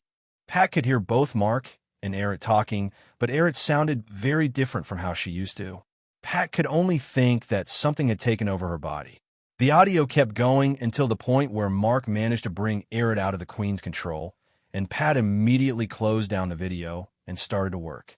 Pat didn't get it. He didn't understand what really happened in that cave. But from the little that he heard, he knew that there was no way he could allow this to get out to the open. If the authorities ever heard that Aerith was an anima, they would attack her in full force and try their hardest to end her life. Pat might not be very close with Aerith, but he would protect her just for Mark's sake. There is a 7th-generation firewall protecting this server. Attempting to break through it automatically will take an estimated 5 minutes. 7th-generation firewall? Pat scoffed as he turned off the automatic firewall shredder and cracked his knuckles as he decided to do it manually. It would take too long for the system to break the firewall, and there were only about 4 minutes before the video got to the NSA servers in City C. Right now, Pat was attempting something that had never been attempted before. He was going to break into the NASA satellite and destroy the NSA module handling the transmission of the video before it could transmit the remaining videos to the NSA servers. That was the equivalent of physically breaking into the Pentagon and trying to come out of there with your life. That is the only way to ensure the video is really lost. If Pat only gets rid of the servers, then there's a chance that the module on the satellite will save a version of the video, and the NSA will get the video once they get their servers running again. He had to break everything. Beginning fake transmission. Beginning fake transmission. The first thing that Pat did was to piggyback off the service transmission again, and this time he added a video transmission of the most recent episode of Jujutsu Kaisen. His video began to cause a destructive interference with the system, and Pat moved his focus to the module, while the NSA was distracted with trying to get their service up again. Pat broke through the outer shell of the firewall and navigated his way to the central processing system of the module. He got into the system and planted a single file in there. The system had a 7th-generation firewall protecting it, and this firewall was self-regenerating. So if Pat tried to just brute force his way in, he would only meet more resistance. Instead of trying to brute force his way in with only one system, he was going to use 1,000,000 nanosystems. The file that Pat added to the CPU immediately began to multiply itself at an astounding rate. It is a virus that Pat created himself just for the fun of it called Duplicate.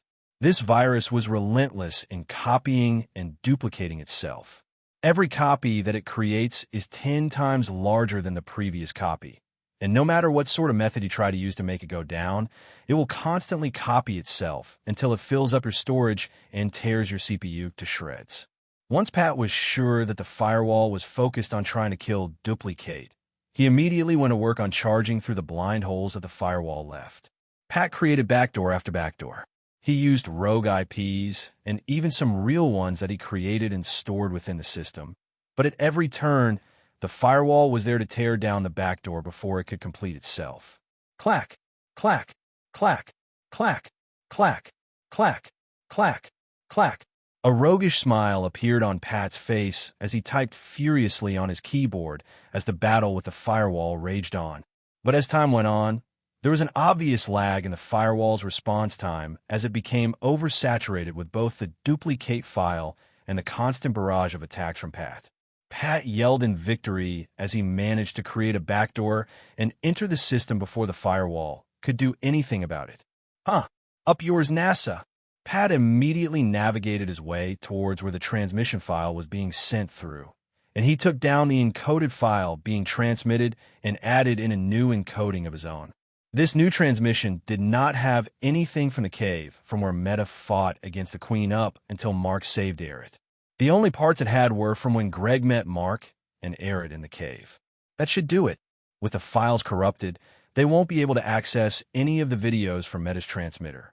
Only the videos from before and after should be available. If I take out any more, they'll suspect that someone tampered with the video and things could become complicated. It's best to just allow them to think this is a rogue attack on their servers for now. Pat quickly took care of the files that he needed to and walked backward through the system as he got rid of his traces. Since he didn't do anything to any of the transmitters other than the one for Meta, he was sure that the NSA wouldn't suspect a thing. He ran out through the back door that he created and tossed a new file into the system that would take care of the Duplicate virus and erase any traces of its involvement in this break-in. Pat was very cautious when dealing with any government-owned network because he didn't want to ever have a run-in with the government in his life. What was he going to do if they tried to take him to jail? He wouldn't survive a single day in prison, so he would become a fugitive who runs from the law for the rest of his life if a time like that ever came. Once Pat was out of the system, he reached down to the side and grabbed a flash drive that he slotted into his CPU. He took it out and put it on the table in front of him before using a hammer on it. Bam! Bam! Crack! That should do it. That flash drive was the virtual system that Pat used to carry out the piggybacking and IP threading that helped him to enter the system. It would be impossible for them to track him down using the flash drive since he was routed through various countries before entering the system, but it never hurts to be too careful. Breaking the flash drive would prevent anyone from ever plugging it into a system and reactivating it. That way, there will never be a chance that the virtual system will come online again for them to track it down. Once he was sure that everything was well disconnected and he didn't see any possibility that he would be traced, Pat finally sighed and leaned back with a frown of confusion on his face. Now, what the hell did I just watch? Rat-a-tat-a-tat-a-tat-a. The sound of helicopters arriving at the NSA headquarters resounded all across the region as they came closer to the building. There were doctors and nurses in lab coats rushing out from the building with stretchers and first aid kits as they ran toward the landing pad. Hurry up, get the ICU open, and make sure there is enough space in the hallways. Treat anybody with an intensive injury first. I don't want to see a drop of blood falling on the damn floor. Get them bandaged up and close every wound. Make sure you sanitize all the lacerations and take all possible amputees to the waiting room. We'll send the bone doctor to them. The nurse quickly pulled the man through the door and took him away, and Jean sighed as she looked down at her gloved hand. That small procedure just took 2 years from the man's life. If she had gone any further, then it would have taken more than 10 years. The more injuries she heals, the more of her patient's life that she burns as a sacrifice to Thanatos. Jean didn't know if her blessing was really a blessing or if it was just a curse. What sort of doctor shortens their patient's lifespan in exchange for healing? Rat-a-tat-a-tat-a. The sound of another helicopter began to echo through the sky, and Jean turned around and narrowed her eyes as she saw the new helicopter coming towards the landing pad from the horizon. There was a mad rush from all the doctors as they shouted out orders like madmen and women. Once the helicopter landed, there was an immediate collective gasp as people all saw the wounded and broken superhumans that were coming out from the helicopters. The nurses immediately began to push the stretchers towards the copters to help them, and the doctors jumped on top of the stretchers to give the wounded superhumans first aid as they were pushed into the building. There was a certain woman who took charge of the other doctors and was shouting out orders louder than anyone else to everyone in the vicinity. Anyone that is not wounded should immediately report to the blood clinic. We need superhumans' blood for the operations. All doctors prepare for immediate action. We are not going home until we take care of everyone. All available residents will be in charge of administering first aid. The doctor and nurses were all listening to her orders and following whatever she said to the letter as they ran around the rooftop to make sure that everyone was being taken care of. This woman is known as the miracle healer by everyone in America. She is one of the strongest non-combatant superhumans, and her powers focus on healing and regeneration. Her name is Jean. She is a short woman with wide hips and moderately sized breasts that pushed against her tight white shirt with gusto. She wore a short black skirt with black leggings that hugged her legs generously, and she had a long white coat worn on top of it all with a stethoscope across her shoulders. Madam Jean, he's dying. I don't think he can make it to the operating room. He needs immediate care. A female nurse ran up to Jean while drawing a stretcher behind her, and Jean clicked her tongue as she looked at the man on the stretcher. There was a large hole in his stomach, and he was already losing a lot of blood. At this rate, he would not even make it off the roof. Jean immediately took off her gloves. Do you know who I am? You know what I can do? She spoke to the man loudly as she looked him in the eye, and the man grimaced in pain as she placed her hand on his wound. The man looked into her eyes, and he nodded once. Then you agree to the condition? The man nodded again, and a black light shone over Jean's hand as she activated her blessing. Jean was in B-ranked superhuman blessed by the god of death, Thanatos. She had the ability to locate injuries and heal them. But there was a condition added in by Thanatos. Her power uses the life force of a user as fuel, and if she heals an injury, then it would take away some of the patient's lifespan in exchange. At first, Jean hated her ability. She was already a doctor before she became a superhuman, and she always wanted to help people, so it was difficult for her to accept that she would be shortening her patients' lives in exchange for healing their injuries. But after the Armageddon attack happened, and Jean watched King fight off a monster that was beyond anyone's imagination, her mindset changed. In a world where a single blow from an anima could give anyone a life-threatening injury, Jean's ability was the perfect solution needed by the superhumans. Who cares if 1 year of my life is taken away? So long as I get to live for a few more years, then I will gladly give it up. This is the common response given whenever Jean tells patients that she is about to heal about her ability. None of them cared if she took away some of their life. So long as she healed them and they could wake up the next day, that was good enough for them. Jean joined the NSA 1 year after the Armageddon. She always told everyone that she did it because it had a lot more benefits than the guilds, but the real reason why she did it was that she wanted to help people like King did, and she would not be able to help anyone if she was being held down by a guild. King has been her role model since he fought against the Armageddon, and she was one of his biggest fans even now. She looked up to his selfless act of fighting for everyone in the world without expecting anything in return. Guilds are very greedy, and Jean knew that if she joined any of the guilds, then they would only allow her to heal people from a guild. That is not the sort of medic that she wanted to be. She wanted the freedom to heal anyone she wanted at any time, and the NSA promised to give her that freedom, so she joined them. The wound on the man's stomach immediately began to close up as his blood vessels fused together and his organs repaired themselves. Jean made sure that she focused on his most life-threatening injuries so that he would no longer be in immediate danger before she took her hand off him quickly and put her glove back on. That should be enough to keep him alive till he can get into the operating room. Just don't put too much tension on that side of the body. Your wounds are still tender, and there is still a hole in your body, but you will live. Jean looked down at the man with a small smile as she said this, and a single tear fell from the man's eye as he grit his teeth and nodded in gratitude.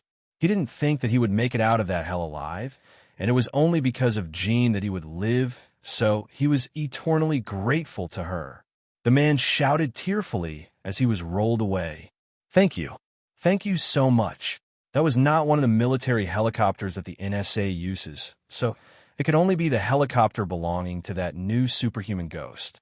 Jean already watched the recording of the fight between Ghost and the calamity that attacked the city, and she couldn't deny that she was impressed by his power.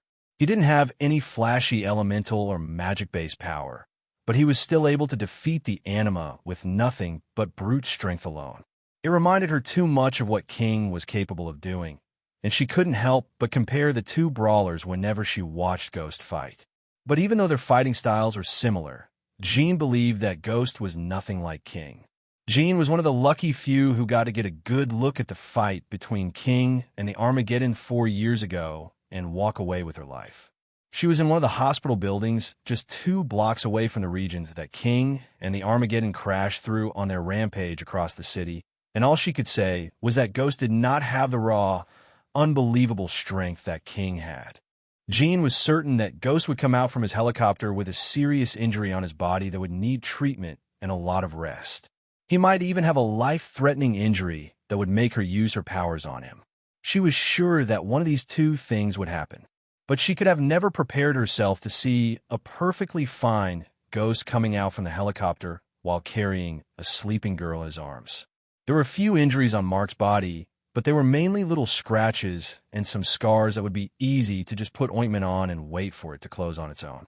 Superhumans all had a very high healing factor, so the injuries would probably be gone by this time next week. Jean didn't even know that she had spaced out until Mark was passing in front of her and he raised a brow at her. "You're in the way. Move." Jean snapped back to reality and she blinked up at the much taller man before her eyes narrowed. She looked down at the girl that he was carrying and realized that she didn't recognize her. She isn't a superhuman. Was this the girl that he went over there to rescue? She is beautiful. Jean felt a little bit of jealousy fill her heart as she saw the girl in Mark's arms.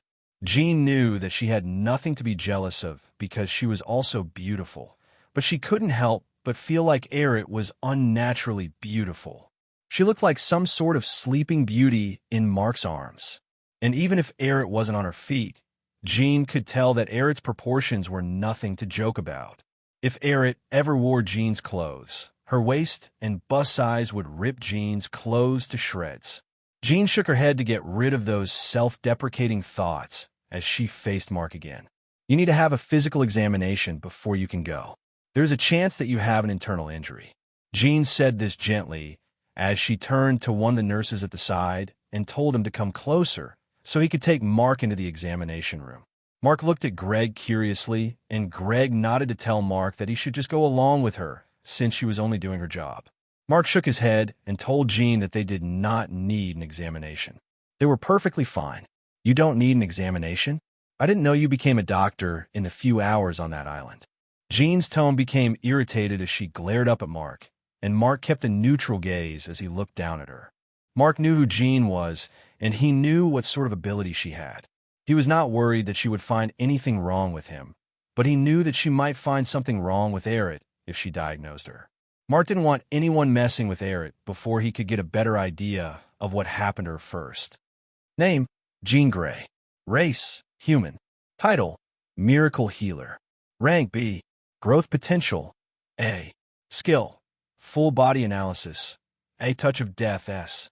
Description: a former member of the National Medical Association who was present during the fight between King and the Armageddon and was motivated to join the NSA by King. She is strong-willed and dedicated to helping others, and she feels a great sense of guilt whenever she uses her powers.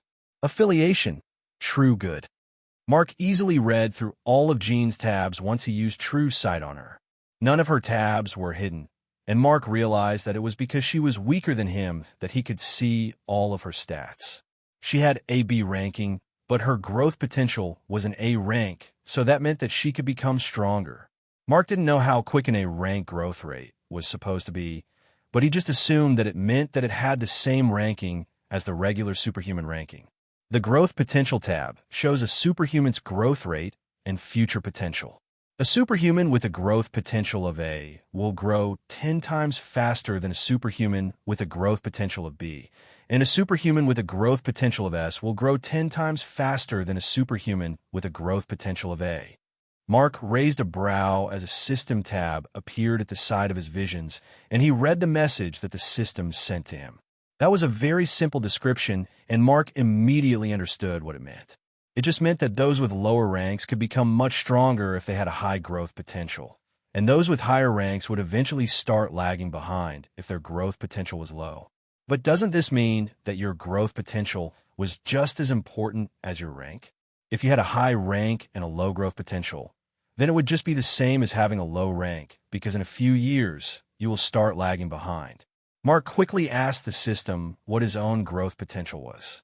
The system never showed it on the tabs, so Mark was curious about how quickly he grows.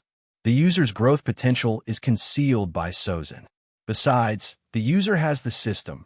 You do not need growth potential. What the heck?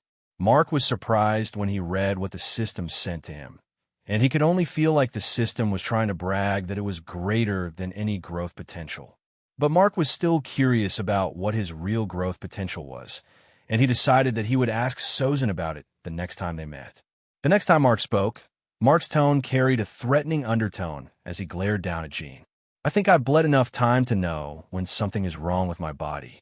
I'm not in the best mood right now, doctor. Move. Jean felt her annoyance spike when she heard what Mark said to her, but she refused to let it show as she continued to glare up at him. She didn't know why it was such a big deal for him to not get himself examined, and it irked her off that he was looking down on her so much, but she eventually decided to let it go since she had other patients to take care of. Jean only wanted to examine Mark because she was curious about his powers and how he managed to come back with a few injuries when others were completely decimated by the monsters on that island. but he would not allow her curiosity to stop her from doing her job. Fine, you can go. Just make sure to get yourself checked if you feel anything strange.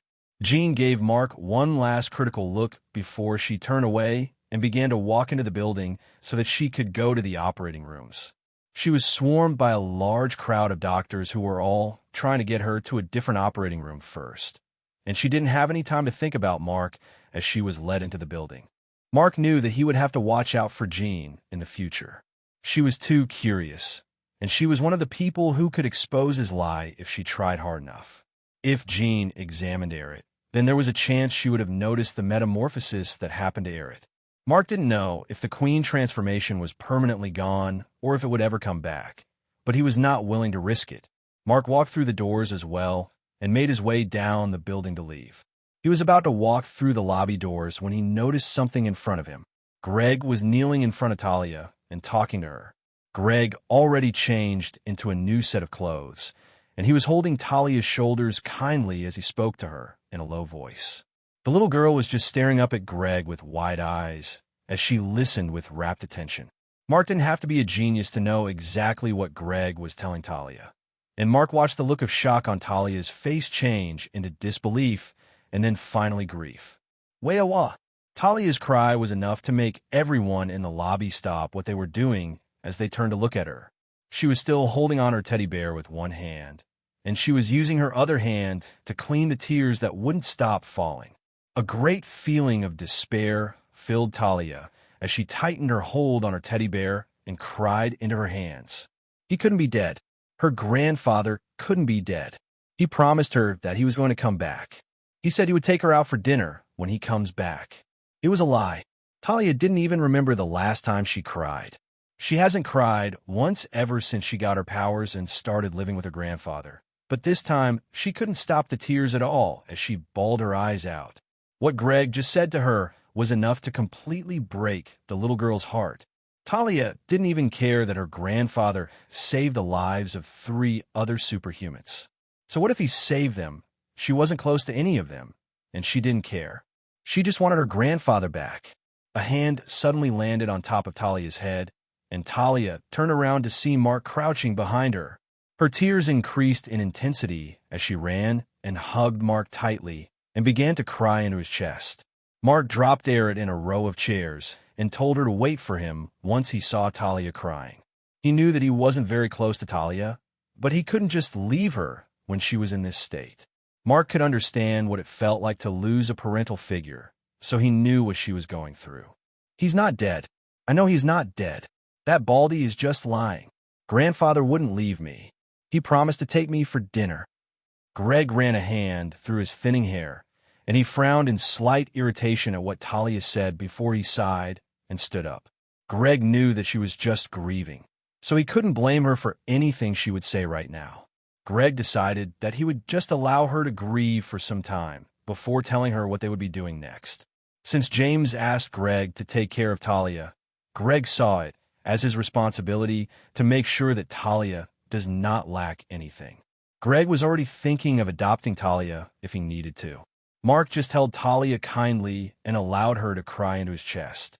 Mark looked to the side, and he saw that Aerith was now awake, and she was looking at him and Talia curiously as she wondered what was happening. Aerith never met Talia before, so she was surprised that Mark was this close to the little girl. Talia, meanwhile, just continued to deny the truth and cry that her grandfather was still alive. People who were passing by all glanced at Talia with pitying gazes, and some of the women even teared up as they heard what she was saying. James was a very eccentric person, but that doesn't mean they hated him. His death was a big loss for the NSA. But no matter how much Talia wished for it to be a lie, there was no denying that James was really dead. Mark saw the cliff that James fell from, and there was no arcane rank that could survive something like that. The fall was enough to kill a low-level calamity, so there was no chance of survival once James fell down there. Talia just continued to cry on Mark until she eventually got tired and fell asleep while holding on to Mark tightly. Mark gently carried her, and he was about to hand her over to Greg, but she wouldn't let go of his shirt, and she just held on tighter. Something touched Mark on the leg, and he looked down to see that it was Talia's teddy bear that had come alive. When did she activate her power? Or did it come to life immediately after she went to sleep as some sort of defense mechanism? Mark wasn't sure what brought the teddy bear to life, but the teddy bear was not attacking Mark right now. The teddy bear was looking up at Mark with a strange kind stare as it held onto his trousers. Was it telling him to take Talia with him? Greg saw how Talia was attached to Mark, and he spoke up tiredly. She needs a place to stay tonight. I don't want her to go back to her grandfather's place without anyone to take care of her. If you could take care of her tonight, then I'll come pick her up tomorrow. But I can just take her to my place if you don't want to look after her. Mark stared at the sleeping Talia again before he just sighed and turned to walk over to Erit. They had an extra room in their house, so he didn't mind leaving her there to rest for the night. He wouldn't want her to stay in her grandfather's place alone either. Mark still remembers how things were for him when his parents died. He lived in a large mansion with nothing but servants and butlers coming and going every day, and it almost drove him mad. Mark left that life behind for now because of how isolating it was, and he wouldn't want Talia going through that either. Mark would take care of her tonight, and when she wakes up tomorrow, they will think of something else for her. Who's that? Is she coming home with us? Erit asked this curiously as she stared at the sleeping Talia, and Mark nodded and told Erit what happened with Talia. Erit's face fell sadly as she heard what happened, and she easily agreed that Talia should come home with them. There is no need for Talia to be alone since they have an extra room in the house anyway. She's going to take him away from us. She looks cute, and she's going to try and steal Mar from us. We can't trust her. Kill her. Erit's gaze narrowed for a moment as the voice in her head spoke to her again, and she glared at the sleeping Talia, but she was able to easily shake those thoughts away and smile at Mark once Mark told her to come along so they would go home. She stood up and followed behind Mark. Erit wondered if she should say something about the voice to Mark. She knew that he had already gone through a lot to help her, so he would want to know about the voice, but Erit shook her head internally as she decided not to say anything. Mark already did a lot for her, and she didn't want to burden him with something that might not be a big deal. Erit could shut the voice up if it got too annoying, so she was sure that she could handle it. Erit fell in line beside Mark and spoke up animatedly as she smiled up at him. I still can't believe you are a superhuman. After all this, you still can't believe it. It's not even been 10 hours since I found out. It's still shocking, and I can't believe you told Pat, but you didn't tell me. Mark grinned. I knew Pat before I knew you. He is one of the only friends I had for most of my life, so I trust him enough to tell him everything. And I know you don't like superhumans, so I didn't want to bring you into this world yet. Erit became a little gloomy once Mark said this, as she remembered what happened to her and her parents a long time ago. She never hid her dislike for superhumans from Mark, so she could understand why he would not want to tell her about his powers. She didn't hate superhumans, but the way she talked about them with a frown on her face would make anyone think that she hated them. It must have been hard for Mark to hide his powers from her, while listening to her tell him how much superhumans were all money-loving crooks. Erit now understood why Mark was so hesitant to be with her all this while. He would always act like he really wanted to be with her, but he couldn't because he was just trying to protect her. She was the one who made it impossible for him to be with her because of her hatred for superhumans. Sorry, I suppose I'm the one at fault. I didn't deserve to know, but, I like you far more than I dislike superhumans. If it was you, then I know you would have saved me that day. Mark hoisted Talia up so that her head rested on his shoulder, and he grinned down at Erit kindly. You think I would have saved a whiny, snobbish, snot-nosed kid from being crushed under a building? Damn right I would. Erit pouted once Mark said this, and used her shoulder to push him playfully. Mark laughed at her and put one hand around her shoulder while his other hand held Talia. Mark leaned down and kissed Erit on top of her head, and Erit felt a heavy blush rising on her face as a giddy sensation filled her heart. She tried her hardest to keep her annoyed pout in place, but she couldn't stop the smile that rose on her face as the pout disappeared. She quickly covered her face with one hand to try and hide her blush, and Mark just laughed as they finally exited the building. Took you long enough. A voice suddenly spoke up once they exited the building, and Mark looked up to see a tall, slim teenager standing in front of the NSA building. He had red hair and red eyes that were covered by sunglasses. He wore a black suit that fit him perfectly and black shoes that shone in the moonlight. He looked like he was dressed to go to a gala or some sort of evening candlelight dinner, and Mark could only raise a brow in surprise as he looked the newcomer from head to toe. "Pat, what the hell are you wearing?" Eric's eyes widened in shock as she glanced at the new person who was identified as Pat. "This is Pat." He looked like a normal human being. Eric had never seen Pat before. She has known about him for a long time, and she has heard Mark talking to him over the phone many times before, but she has never seen him once. Mark even told her that Pat only leaves his house if a life-threatening emergency that desperately required his attention came up, so it was unlikely that she could see him twice in 5 years. Whenever Erin imagined what Pat looks like, she would think of someone wearing sweatpants and a sweater as he huddles up on a couch and eats chips all day long while staring at his laptop screen. This was the image that Erin always had about Pat, but the person that was standing in front of her was nothing like that. Pat looked like a perfectly normal person, so she was shocked. Erin didn't know that she was actually right about her initial image of Pat. Pat was the sort of person who would huddle up in front of the TV for hours on end while eating chips and drinking soda, and he only had a relationship with his many laptops and PCs. But there was a special reason why Pat simply had to come here today, and also why he had to dress up so well.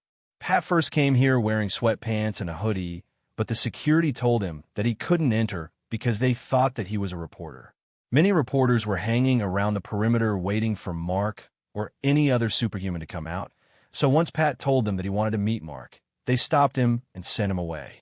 Pat just wanted to make sure for himself that Mark was fine and to tell Mark about what happened with the transmission video.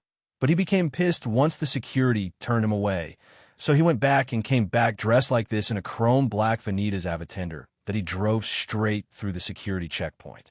This car was one of the supercars developed by Mark's family company, and it was seen as one of the most high-class cars in the entire world. People couldn't stop staring and pointing in surprise as they saw Pat driving into the building. "Isn't that a Vanitas? I haven't seen one in my entire life before. They say only billionaires can drive it, since it is so rare. Holy shit, it's a Vanitas. Did a politician come to see the NSA? We should try to get an interview. I can get an interview for Cutie Pie Matube page. That Vanitas must belong to a rich man. He will bring in a lot of views. Why are you all so excited? It's just a Vanitas car. It's not even better than a Lamborghini. Are you stupid? Go back to school and relearn the definition of better if you don't know anything. The Lamborghini cannot even beat the Vanitas in top speed or acceleration. And the look of the Vanitas is far better. The Vanitas is 10 times better. People were all talking animatedly and looking at the Vanitas car in shock as they watched it drive up to the gate. The guards at the gate didn't even dare to stop the car once they saw that it was a Vanitas because they thought he was some sort of politician or a high-profile celebrity. They wouldn't dare to stop someone who could drive a Vanitas so casually. Pat didn't like showing off, but he knew that money was the answer to almost every problem, so he didn't mind using it to his advantage every now and then. There was no other car in the world that had as much prestige as the Vanitas, so he decided he would use it to get into the NSA compound. And now that he was here, he didn't waste any time scanning Mark with his eyes to see if there were any serious injuries. "I just wanted to make sure you're doing all right. I'm glad you're all right, but you really need to have those scratches and cuts looked at. And who the hell is that? Did you guys already have a kid while I wasn't paying attention? It hasn't even been an hour since I called you." Pat spoke in that same haughty and overly confident tone that he always uses as he said this. Pat also saw the walking teddy bear that was following after Mark and Eric, but he didn't even bother paying that thing any mind. Pat learned a long time ago that there are some things you should just ignore regardless of how weird they are when it comes to Mark. After learning that Mark was a superhuman, nothing about Mark made sense to Patrick again. There was always one thing or another about Mark that just defied logic, but it is necessary to just ignore it unless you wish to lose your mind. Pat simply went with the flow. Mark scoffed with a coy grin as he let go of Eric to give Pat a handshake. "It's nice to see you're still as crazy as ever, you bastard." Pat smiled slightly and accepted the handshake and greeting. Mark told Pat who Talia was and why he was carrying her, and Pat looked at the little girl with some pity before nodding. Mark knew that Pat would also understand since Pat had lost people to the anima before. Once Mark was done introducing Talia, he then introduced Erit. Pat gave Erit a hard look before he nodded and greeted her. Sister-in-law, I suppose I can finally put a face to your annoying voice. Erit smiled indulgently. Hello to you too, Patrick. Mark smacked Pat on the back of the head as he heard what Pat said, and Erit laughed a little as she saw the look of irritation on Mark's face as he looked down at his friend. Pat just frowned up at Mark in annoyance. That fucking hurt. Show some tact, you idiot. Is that how you greet someone you're seeing for the first time? Your social skills are as terrible as ever. Fuck, that hurts, you fucking bastard. Fine. Sorry, Erit. Erit easily accepted the apology, and Pat's expression finally turned serious as he told Mark that they had to talk. Mark wondered what Pat wanted to talk about, and he asked if it was something he couldn't say the next day. They had to get back because they were all tired. This sounds pretty serious, so let's talk about it tomorrow after we get some rest. I need to get home. Pat thought about it while glancing at Erit discreetly before he finally nodded in agreement. Come around to my place in 2 days. I have a visitor tomorrow, so it'll be hard to talk with her around. I'll give you a brief rundown over the phone later tomorrow. Mark was surprised to hear that Pat had a visitor, and he immediately grinned as he teased Pat about him having a girlfriend. Was he bringing a girl over, and he didn't want anyone to disturb the two of them as they ravaged each other? The look of absolute disbelief and annoyance on Pat's face as he looked at Mark made both Mark and Erit burst into laughter. Pat looked like he just swallowed a lemon. For your information, it's my sister who's coming to see me. So unless incest has suddenly become legal in this country, then please don't ever make a joke like that again. Fuck, I can't even imagine using the word ravage in the same sentence as my sister. Mark chuckled a bit more before he finally calmed down. Yeah, I'll come around in 2 days. Just give me a call later. Pat nodded again as he grabbed a key from his pocket and threw it at Mark. Mark caught it easily, and he looked at the logo to see that it was a Vanita's logo. A silver V encircled by 2 golden wings that made it look like an angel. What the hell is this for? I got you a little something to use to go home. I wouldn't want my best friend walking all the way to another city, would I? And what about you? Virum, a long black Vanita's limousine, suddenly drove into the NSA compound, and Pat pointed his thumb towards it as a lot of people were staring at the limousine in shock. I've got my own ride, so I'm good. Mark narrowed his eyes at Pat before he spoke up in a tone of certainty. You bought this with my money, didn't you? Pat chuckled as he waved and started walking away. I spent $10 million on that helicopter you trashed on the island. So I was sure you wouldn't mind me buying myself a little something with your money. You'll get the receipt tomorrow. Pat quickly got into the limousine before Mark could say anything, and the car drove off. Mark just sighed tiredly as he pressed the Vanita's automatic unlock button, and the chrome black Vanita's car beeped as it slowly began to open its wing-like doors. Mark knew that Pat was only going to use that helicopter for a crash test, so he didn't know why Pat would even feel bad about it being wrecked.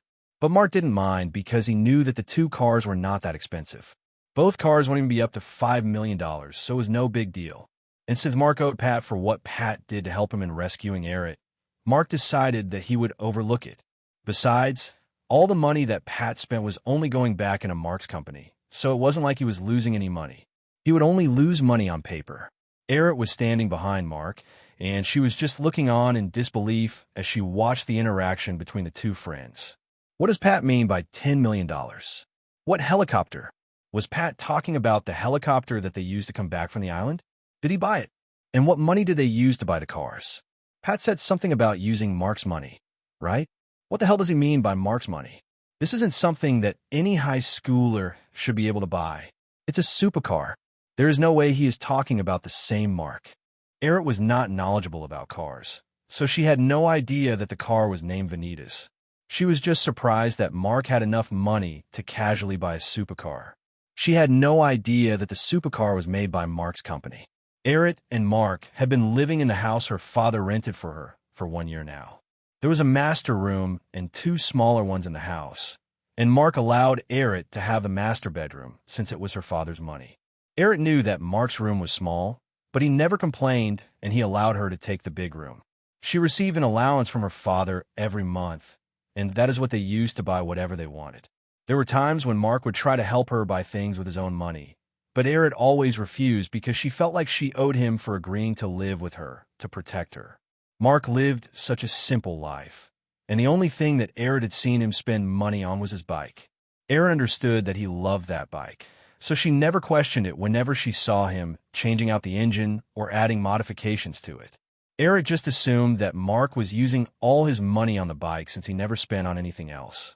So seeing all of this was just too much for her. She couldn't even be angry because she never asked Mark how rich he was before.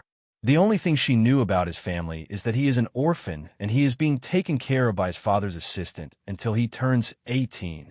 Mark suddenly spoke up. "Aren't you coming?" Arid snapped out of her surprise as she was gently led towards the passenger side of the Vanita's Avatender, and she sat on the plush, expensive seat. Mark closed her door for her and went to the back of the car. He placed Talia in the back seat gently with her teddy bear entering as well before Mark went and entered the driver's seat. It was only after he sat down that Arid finally spoke. "Mark, are you like rich?" Mark could only laugh loudly as he pressed the ignition and started the car.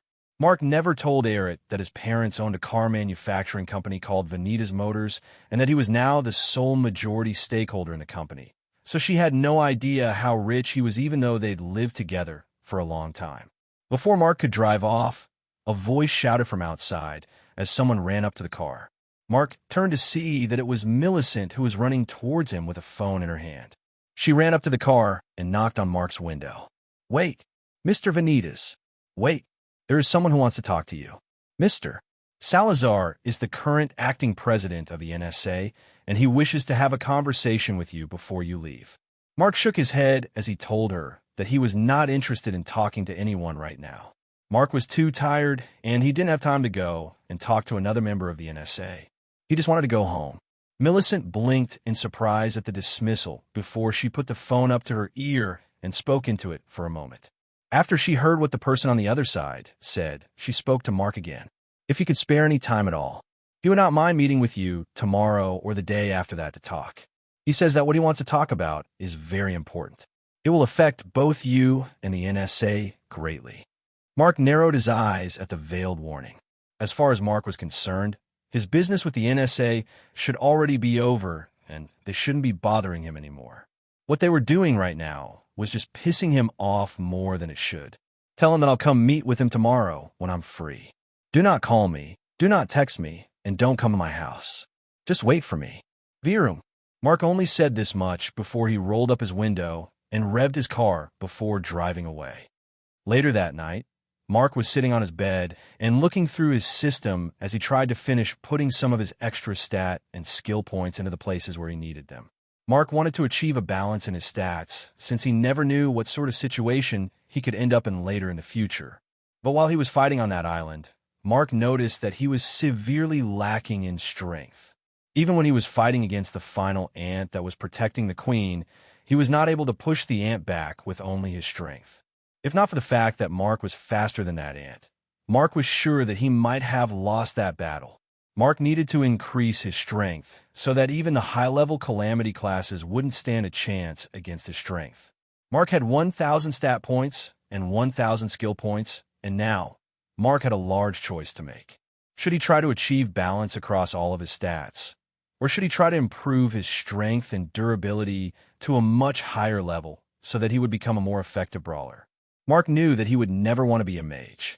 It was cool that some people could throw magic around and create massive explosions or thunderstorms with nothing but a thought, but Mark was someone who liked getting close and personal with his enemies. He enjoyed the look of fear on his enemies' faces and the rush of adrenaline in his system as he clashed with a strong enemy. Nothing was better than that. So Mark knew that he would always want to be a brawler. And besides, what would happen if you met an enemy that could withstand the full force of your magic, and he managed to get close enough? If you're a mage without strength, then you will be killed easily because you are weak. Mark could simply try to improve all his stats, but he decided that it would be more sensible to improve one aspect of his stats and only improve the others so that they're not too lacking in comparison. Mark decided that he would start focusing more on his strength-based stats to increase his chances of overpowering the enemy, and he would only improve mana-based stats after improving his strength. Does user wish to add stat points to the selected stats? Yes/no. Mark chose yes, and he felt his body immediately changing as the stats were placed in the areas he selected. User has added 400 stat points to strength. User has added 200 stat points to stamina. User has added 200 stat points to durability. User has added 100 stat points to agility. User has added 100 stat points to mana. Strength, 1380 plus 138 plus 217. Stamina, 850 plus 85 plus 127. Agility, 850 plus 85 plus 85. Durability, 810 plus 81. Mana, 520 plus 52. Stat improvements due to application of mana. Strength, plus 15%. Stamina, plus 15%. Agility, plus 10%. Once Mark was done with them, he then moved over to the other free points that he had. He also had 1,000 skill points to use any way he wanted, and Mark immediately decided to improve the True Sight skill first. That skill was very useful. In fact, it was more useful than almost any other skill that Mark had because it allowed him to judge his opponent's strength and decide the best course of action to take in fighting against his opponent. If you know your opponent's rank and skills, then there is nothing to fear since you can just think of a way to counter them. As Sun Tzu said in The Art of War, know your enemy like yourself, and you will win 1,000 battles, or something like that. Another skill that Mark wanted to work on was the blunt force trauma skill, which allowed him to use critical attacks. It was too useful for Mark to leave it the way it was. If Mark improves these two skills along with his full body constitution skill, then he would just distribute the remaining points to the other skills he had. Does user wish to add skill points to the selected skills? Yes/no. Mark selected yes, and he watched as some new tabs appeared.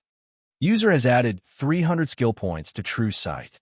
Current True Sight, D rank, 1 out of 400. User has added 200 skill points to Full Body Constitution. Current Full Body Constitution, Heavenly Lightning God, 0 of 400. Heavenly Lightning God. This is a full body constitution skill that imbues the practitioner with the divine essence of lightning, granting unparalleled agility, strength, and the ability to harness and control lightning energy in combat. Effects: Full Body Augmentation X30. Multiplier: all lightning-based skills will receive a 100% boost. Discharge: the user can absorb and store lightning-based attacks in his body and then discharge them toward the enemy for a devastating counterattack. User has added 300 skill points to Blunt Force Trauma. Current rank, D rank, 102 out of 400.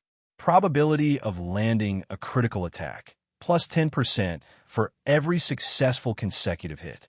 Probability of landing a divergent attack, exponential 2.5 per attack, plus 0.5% for every successful consecutive hit. User has added 140 skill points to Mana Circulation. Current Mana Circulation, D rank, 0 out of 400. Stat improvements due to application of mana. Strength, plus 20%. Stamina, plus 15%. Agility, plus 10%. Durability, plus 5%. Strength, 1380 plus 138 plus 276. Stamina, 850 plus 85 plus 127. Agility, 850 plus 85 plus 85. Durability, 810 plus 81 plus 41. User has added 60 skill points to Taunting. Current Taunting variation, Call of the Night Wolves, F rank, 61 out of 100. Probability of successful taunting based on level, 21%. Superhuman System. Name, Mark Vanitas. Race, human. Title, He Who Perseveres Through Hell. Plus 10% increase to all stats. He Who Defies Destiny. Rank, S 3080/5000. Affiliation, true neutral. And use stat points, 0. And use skill points, 0. Strength, 1380 plus 138 plus 217. Stamina, 850 plus 85 plus 127. Agility, 850 plus 85 plus 85. Durability, 810 plus 81. Mana, 520 plus 52. Artifacts, Gloves of the Thunder Goddess. Skill tree, full body constitution. This is a unique skill tree enabling the user to systematically enhance and fortify every aspect of their physical form, elevating strength and resilience to unprecedented levels. Current full body constitution, Heavenly Lightning God, 0 of 400. Heavenly Lightning God. This is a full body constitution skill that imbues the practitioner with the divine essence of lightning, granting unparalleled agility, strength, and the ability to harness and control lightning energy in combat. Effects: Full body augmentation x30. Multiplier: all lightning-based skills will receive a 100% boost. Discharge: the user can absorb and store up to S-rank lightning-based attacks in his body and then discharge them towards the enemy for a devastating counterattack. Mana circulation. Mana circulation is a skill enabling the user to enhance the efficiency of mana distribution throughout their body, optimizing energy flow for heightened senses and greater strength. Current mana circulation, D rank 0 out of 400. Stat improvements due to application of mana. Strength, plus 20%. Stamina, plus 15%. Agility, plus 10%. Durability, plus 5%. Taunting. This skill lures enemies with a lower rank towards the user, diverting their attention from all distractions and encouraging aggressive engagement. Current taunting variation, Call of the Night Wolves, F rank, 61 out of 100. Probability of successful taunting based on level, 21%. Blunt force trauma. This skill heightens the probability of landing a critical hit as the user delivers consecutive successful punches to the enemy, harnessing the cumulative impact for devastating effectiveness. Critical attacks deal plus 100% extra damage to the enemy. Current rank, D rank, 102 out of 400. Probability of landing a critical attack, plus 10% for every successful consecutive hit. Probability of landing a divergent attack, exponential 2.5 per attack, plus 0.5% for every successful consecutive hit. True Sight. This skill grants the user the ability to perceive the stats and skills of others, offering insight into their capabilities with a single glance. Current True Sight, D rank, 1 out of 400. Comment from GOG. You finally advanced in rank. You're going to love what comes next. Mark was happy about the changes he made to his system, and he was about to close down the tab so that he could get some rest, but he suddenly stopped as he read what Sozin wrote at the end of his system stats. What does he mean by what comes next? Mark remembered that there was a time when Sozin told him to try and get his rank up to S as quickly as possible. Mark thought that Sozin was just saying that so that Mark would be able to fight against the monsters more easily, but now that Mark was thinking about it, that was probably not the case. Sozin is too much of a dick to care about Mark like that. Comment from GOG. You're really underestimating me? Of course, I care about you. You're going to love this. I'm sure of it. Mark smiled as he read this message before a new message popped up from his system. The user has crossed the predetermined threshold A-S. The user has successfully gained a cursed item. Mark furrowed his brow as he read the message that the system sent to him, and he wondered what sort of gift the system was talking about. Was the system giving him a gift for moving from a rank to S rank? That was awesome. Then, didn't that mean that the system would also give him a gift if he moved from S rank to the next rank? Mark suddenly felt a great surge of motivation fill him as he wanted to reach the next rank as quickly as possible to see what sort of gift the system would give him then.